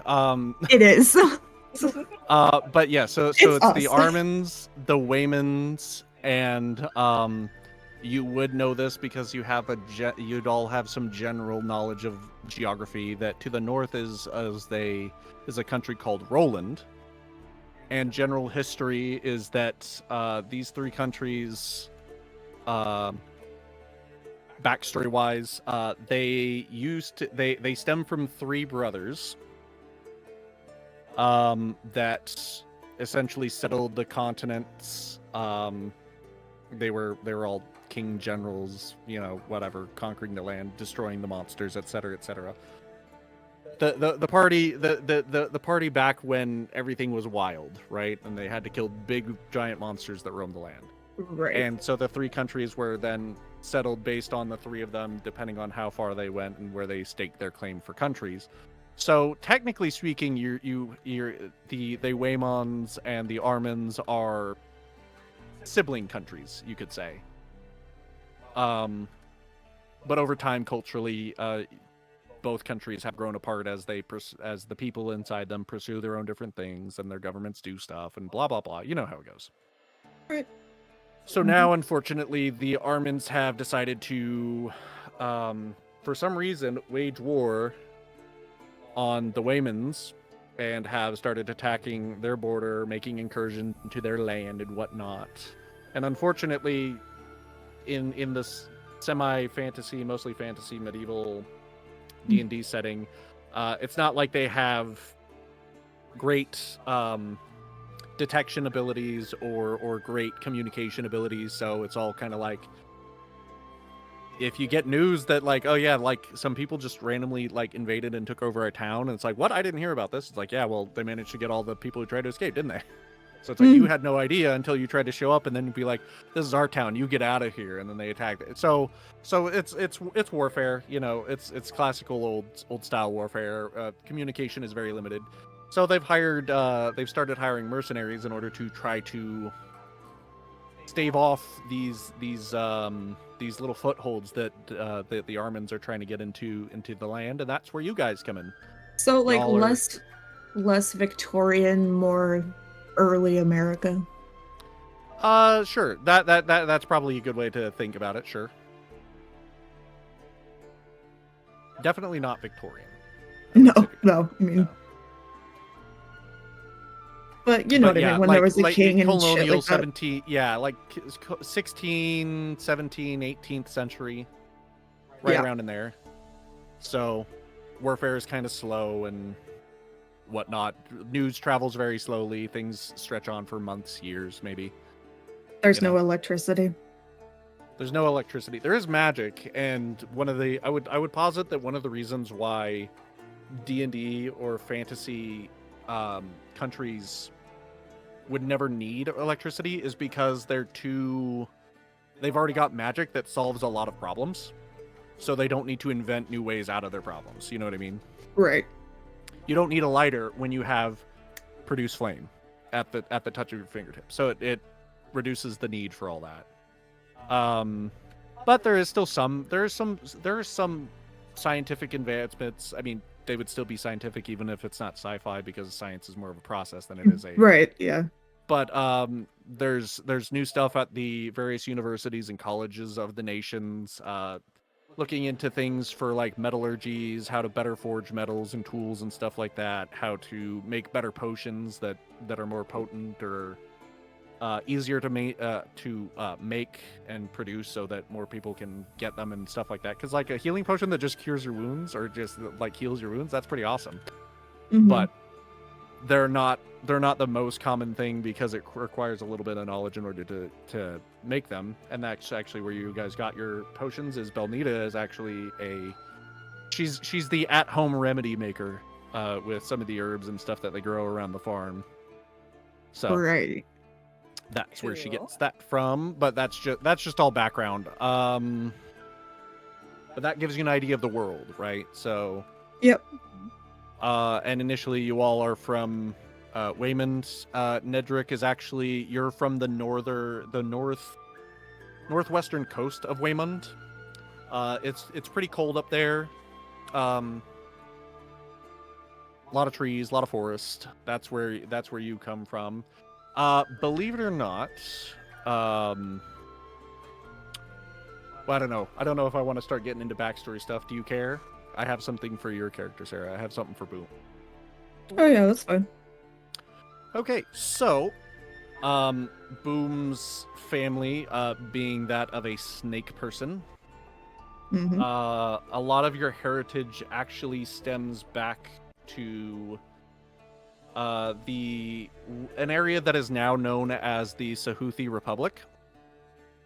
And that's Okay. an area to the far south that is very similar to Egypt and the Sahara Desert and the like. Fair enough. And that's the far south of the nation, below Armin and stuff like that. I'll get you guys a map once you get to town. I already have it drawn up and stuff, but yeah. I'll So probably that's where tries you're- to avoid the south. Yeah, well, it's not that kind of south. If that's the south you're trying to avoid. No. I mean, like, as in, like, she could still potentially be hunted down there. Oh yeah, possibly. And you know what? Ooh, I didn't even think about that. All right, cool. That reminds me of something. I'll work with that. You're welcome. Maybe you will be hunted now. We have more backstory stuff for you to operate on. Good idea. Also, did you get my message about like what's the song? That, Yeah, I've been thinking about it. I was actually kind of torn between looking for something that's a little more Middle Eastern, or maybe I was even like looking at like Japanese type. But now that we're talking like the Southern, I think the like Middle Eastern might be a better idea. That would be my first impression for sure, but it doesn't need to particularly adhere to that. Or it could be African. Could be whatever I'll you look want. into it. I will go to the used tubes. Yeah, I just want something that seems something that you think would be meaningful to your character. And Right. if I could get like a bardcore version of that song, it would be nice. But Right. Shit, I might just not- look up bardcore shit. that would be a good place to start too. Or any sort of like primarily instrumental. I think it would be mostly an instrumental song, unless you want it to have words Yeah. that your No, character it- also knows to sing. It's not just a tune. Right. It'd likely be more instrumental than anything. Okay. I was Well, either looking way- at maybe even woodwind instrument. We'll see. Yeah, something like that. But whatever you come up with, give it to me so that I can start brainstorming on how I work with it. But I have an idea for it that I want to Okay. use. And gosh, that's it. Yeah, I was also I remember what I was gonna say before. Backstory stuff. When we were prepping for this campaign, obviously it's supposed to be a one shot. Mm-hmm. So me being like, oh, just do whatever with your characters. I don't really care all that much. Don't think too hard about it. You don't need like a grand backstory or anything. But if you want to give me one now, you certainly can. And I hope that you guys do like the characters that you ended up making, because I like them so far. I like Nedrick. I like Boom. I like Elena. You all got some different niches that I haven't seen before. I like your party, so I'm excited to take you on an adventure with them, and I hope you enjoy the adventure. I know I will. I think we're gonna have a good time. Good. I hope I can continue to provide the same quality, and if I can keep it consistent, because that's been a concern. Walk like an Egyptian medieval style. I love it. Did you see Emily posted this? In the, Yeah. Oh God, why? Yeah, are you Angel playing has that? 2 monitors, so I have Discord up on one and tabletop on the Right. other.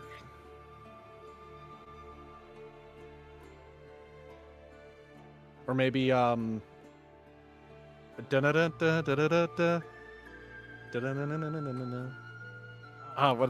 the fuck?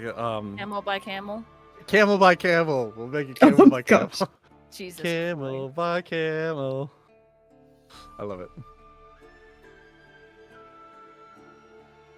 Yeah, so fun idea. Fun things. Yeah. I think Egyptian would be cool, but if anything else, or if you want it vocals, or whatever you want, we'll work with it. We'll figure it out. We'll figure it out. But I do Honestly, have I something kind for of it, so I like do the need it. Egyptian thing because, like, because looking at Boom's design right now, it kind of fits, like, because with all the gold and the way and the headpiece and whatnot, like, I could see it. I think she's pretty. Yes, she is. Yeah, you did a great job, Meg.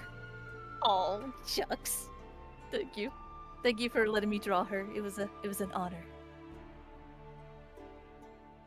Yeah. So yeah, that's all that. Anything else y'all have questions for or wonder about?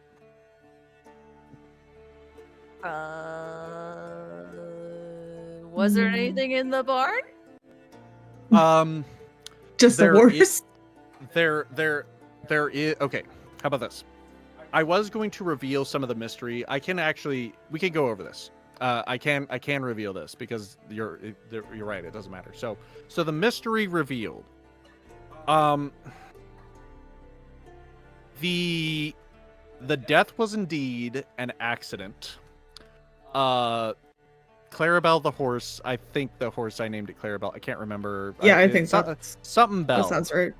Yeah, Clarabelle. It was Clarabelle. Actually, I do remember. So Clarabelle the horse is indeed incredibly skittish and hates loud noises.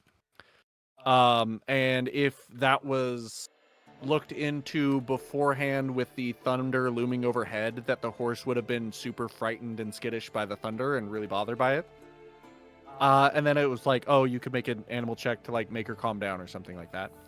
Mhm. Inside the barn, you would have seen the wash tub hanging on the wall that Mass did throw at Mila back when they were playing. That then made the loud bang that scared Clarabelle, that caused Clarabelle to kick Mila in the head and killing her. So that did indeed happen. That's how it happened. Mila was actually initially trying to drop hints, playing on the party's morality, possibly convincing you that the family was actually abusing her, and that she was killed purposefully after some events where she was like refusing the abuse, as it were. And that she was then killed maliciously by her parents, who knew about both of them in cahoots, knowing about the abuse. And then, that's what she was going to try to make you believe if you ever engaged with her when she said things or she dropped hints. But you guys didn't. And that's Her fine. parents passed the vibes checks. Well, then there you go. See, frankly, it was up to you as to what you chose to, and if you were like, no, they're coming off as genuine, and whatever she says, she's just an undead liar, then that's fine. And if you did make the choice and then be like, oh, we're actually going to help this little girl kill her family to get revenge on them, because that's what she was basically in for. Is she was she's what's known ghost-wise as a revenant. And revenants are driven by pure hatred and revenge.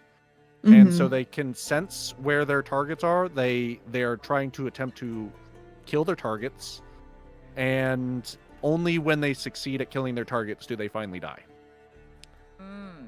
So if she had killed the family, then she too would have disappeared. But she was also the one she was a powerful enough undead that was commanding the other zombies around her. Right. So that is not a secret. Now, as to why she resurrected exactly, and what's all that related to, that is yet to be seen, and that's something you'll have to figure out. But as far as mystery goes, that was the thing where it's like, do you guys like? And that's why she was like, "Oh, you're making a mistake, Nedrick," when you hesitated.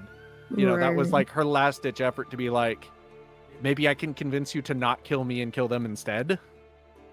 Or at least stop enough to where it gives me enough time to escape from you and then go and kill the family. That was going to be the intention. So would it still have been considered a win if we had? Because if she would have just passed on after, we would have no real evidence of knowing that she wasn't. For all intents and purposes, I mean, you definitely wouldn't have gotten the bonus experience for saving the family. Right. It would have. The quest would have been completed. I don't know if I would have given you the experience for completing it in this fashion, the hard way, because technically it's the easy way out or the fail state to let the family die. Okay. So technically the quest would be completed and you'd still gain your experience for killing all the zombies. But maybe not her, and you wouldn't have gotten as much XP for the technically bad outcome overall. But Right. it was an option that you could have pursued, and maybe if you had no evidence of it and you felt good about it, then I just wouldn't have told you that, like, oh, you did I would never tell you you're doing the wrong thing in the moment. I Right. want you to make that choice. And you would never know that, like, oh, that wasn't the way that was supposed to play out, because D&D, and that's the beauty of it, is that you never know. Right. So, there you have it. But yeah, your choices, I want your choices to matter a little bit when it comes to when you choose to side with them or other people. Like, make the choices. I want you to make the choices that your characters would make. So if you want to be evil Right. characters and that's your goal, then perhaps you would get experience for doing that, doing the evil thing too. But maybe it's more of a matter of, like, what's the most difficult way to, what's the difficult version of the way this turns out, that determines what is worth the most XP, right? I've always been interested in doing an evil campaign. It's a thought, but it's hard to do because some people, it's like they don't have an evil bone, so even when things are happening, they're like, I'm gonna be nice to this person. It's like, that's not very evil of you. But then other times when people are like, I've decided I'm going to be evil, it really is a problem when it conflicts with other party members who aren't in the loop and trying to be evil. And then they just kind of conflict. And not even in a fun kind of conflict, but more like you're getting in the way and you're ruining everything kind of conflict. You know what I mean? Right. So it's an evil campaign is something that you'd have to do, but you'd have to definitely at least let the DM know from the outset that that's something that you're going to do during that campaign and that you're going to choose these evil options. You know? Or, So- as a DM, you could just set up an evil campaign. Well, that's the thing, is technically every campaign can be evil if you decide that you want to be evil. If you want to kill the family, then you kill the family. You know what I mean? Like, I'm not going to tell you. That's the thing, is I'm not going to tell you. Well, the right or wrong thing. I mean, generally, I would run that kind of thing by my other players before I would do something like that. For sure. Well, also, And- then it's like, you'd also have to And say, then I know, well, and then I know most people in general, like you said, aren't really able to play evil characters, and so I wouldn't It's- even it's really out of their suggest nature. it. yeah. Yes. Well, it's and here's the other thing. It's like, okay, you're evil. Well, the thing about being evil is you typically, at least when it comes to narrative story stuff, evil people are the ones who enact things. And the protagonist is the reaction, right? Like, Right. you've done something bad that you wanted to do ambition-wise, and I need to stop you. That's the conflict of the good versus evil dynamic. So when it comes to an evil campaign, it's kind of hard because it's like, what am I going to do? Task you with, like, your task? Get all the money by any means necessary. And then you're like, okay, how do we do this? We rob people, we kill people, we do, and then I'd have to set up, campaign. I'd have to set up activities around that facilitate that. But you'd have to have that intention going in to be like, we want to be evil. It's like, okay, then I need to make sure I roll up scenarios where you can be evil. And then you get to do the evil thing as your goal. You know what I mean? It's kind of difficult because a lot of quests are typically written around this thing happens and what do you want to do about it kind of stuff. But usually the general outcome is you help somebody. You know, it's Right. never like, I slaughter everybody and leave. It's like, that is actually probably evil, but that's not very engaging gameplay. It's not it's not a very interesting puzzle, you know? Right. So you have to come up with stuff that facilitates it. So it's kind of difficult from a DM perspective too, unless the players really have something like, what's my goal? What is my ambition? To become the most powerful whatever who whatever in the whatever. You know, Right. that's probably a good way to do it. Done. Thank you. Yes, the Bard core of the Camel by Camel. Love it. I need to link my fucking YouTube to Discord so that I stop getting ads on these fucking videos. Dun-dun-dun-dun, dun-dun-dun. I love it. I might get that. Yeah, I've rambled enough. Anybody else have anything else they want to say? Tonight was a lot of fun. I'm glad it was. Even though Maggie was not here to play with us. Big sad, but I'm glad we still managed to still play, get this fight done and work as a team and have fun nonetheless. And I'm very appreciative and grateful that we got to do it at all. And yeah, thank you. Yeah, Sarah, I'm glad that you suggested that idea where it's like, how about we just finish up this battle at least, and then if we have to go on hiatus for a week. Yeah, because I mean, like, I didn't want to have to like continue to drag it out. It would have been easier to just have a fresh start, quote unquote, kind of thing. I agree. Fair enough. And it was good because we still got to play. We still got to play for a very long time. Yeah, that battle didn't go as easy as I thought it would. No, it did not. And it started getting really hairy right at the end.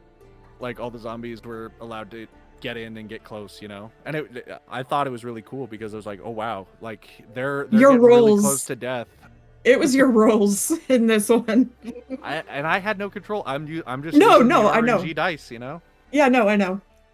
So, and I had to play it. You know, as I is. think it started to get better after I started fucking with the RNG. After you started running out the bad numbers, right? Or just rolling more in general, so that way it's not just you rolling, it's like also us rolling. I mean, if that's the way, yeah, I mean, you could use your own physical dice. I wasn't gonna stop you. What are you gonna? It's all superstition, isn't it?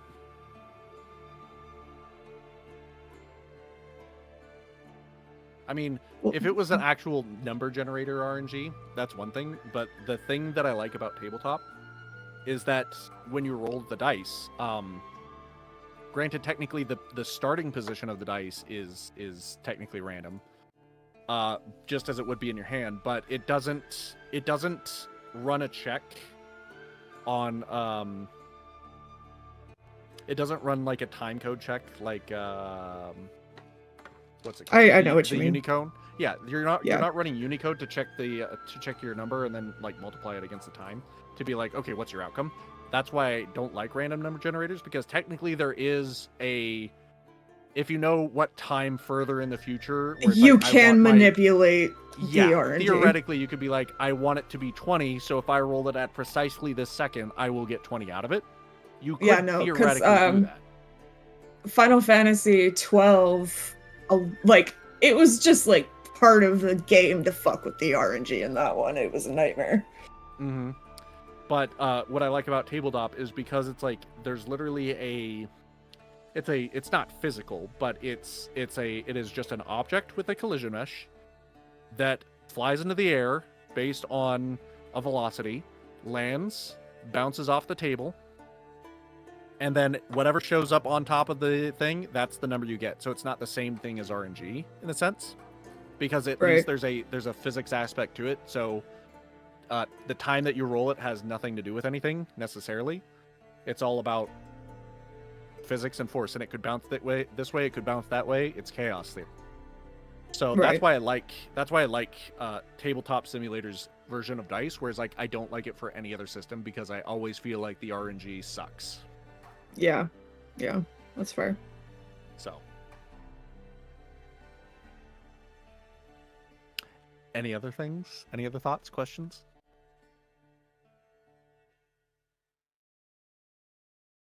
Not that I can think of. Okay, well, I hope you all had a good time with this session, and I think we're gonna end the recording and session there. It was a very long Q&A that I just rambled on for like most of it, so it's fun. Yeah, you're good. I like talking about the theory, and I always have more stuff to chat about as far as like, I don't know, gosh, I tell you what, building this map that we're playing on, headache for sure. The map that we're moving to next time, the main city map that you'll all be going to, 2 headaches and a half. Listen, making maps is hard. Every last one of us is a neurodivergent nightmare. So what does that have to do with anything? It still sucked. My neurodivergence is that I have to have everything in perfectionist autistic detail, otherwise it's not good enough and I hate it. Yeah, no, that's fair. I got it. Yeah. But I gotta say, I do really, really, really, really, really, really, really like the use of the 3D maps because it gives you a way better feel of the environment and everything that's happening. Yeah. Over a flat 2D stuff. You know what I mean? That's just me. So I feel it adds a lot to the game when I build out the whole house that you guys are running around in, and I mean, granted, to have a 2D map that you're doing that with is nice too, because at least you get an idea of space where things are. Right? It's not all theater of the mind. But I think it's even better when you have the 3D models so that you feel restrained just like you would in real life. And it ups the ante, the pizzazz. So I'm a big advocate for them. That's why I always want to try to make it for everything we do, which is probably a stupid thing to do in a fool's errand. But I did like this map. I think I thought it turned out really well overall. Yeah. Yeah. And I've learned a lot after making it. And the one that you'll be going to afterwards. And I'll try to keep things not so grand a scale. I mean, if I were try to make this map now, I'd be like, oh, this is the easy version. This is like the simple version that I don't need any. It takes me, like half an hour to make. An hour maybe. Yeah, like you don't need to get so deep into some of the textures. Mm-hmm. Yeah, I mean, the texture. Well, everything is just stuff that I pulled from stuff, except for the floorboards. I actually had to find the picture for that. Right. But the actual map surrounding it with like the dirt, you could say, and the drawn on plants, that was all done by me drawing wise. And then the main problem is actually getting the tabletop simulator isn't the best when it comes to sizing and scaling things. So in order to get the grid to show up where the house is literally like exactly this many long by this wide, Yeah. to get that translated onto a completely different program was a pain in the ass to be like, okay, so I've got to scale it up in my art program so that when I port it over to tabletop that it's this many wide and this size, you know what I mean? Right. And because it's a bigger map, and it's not the minimum, but the default lowest number of units, I guess you could say, a square can be is 1 by 1. So this is as big of a map as I can actually make on this table without doing some finicky shit that kind of breaks stuff and makes things too small. Right. Because initially the map was actually built to be slightly bigger, not by much, and it was only like outside stuff. And then I'm thinking like, you know what, maybe the constraint isn't that bad for this map, and I'm glad that we have it because it's not necessary. So I'll keep that in mind. But I do also want I would like to make some maps where it's like, we don't have to ever leave the map. It's like 4 or 5 areas that you're going to be going through, which will last for multiple sessions in one big map. You know what I mean? So It gives you a sense of scale. And I think that's cool, but definitely I've learned that once we get to the city map, which when I load that thing up, it's going to be a pain in the ass and everybody's going to have to download a bunch of stuff. And you might even crash depending on which computer you're on, or Emily might crash depending because of the resources it's going to require, like the other couple of times. Oh boy. But it is really cool, and I'm proud of it, and I'm glad it turned out the way it did. And I've learned some things, and that's it. But yeah. Yep. I'm gonna stop talking now. My jaw is hurting. All right. I am going to leave tabletop. Same. Yeah, go for it. Goodbye, table. It was fun. Goodbye. Goodbye. Goodbye, everybody at home too. We don't need to record anymore. Nope. Goodbye, everybody.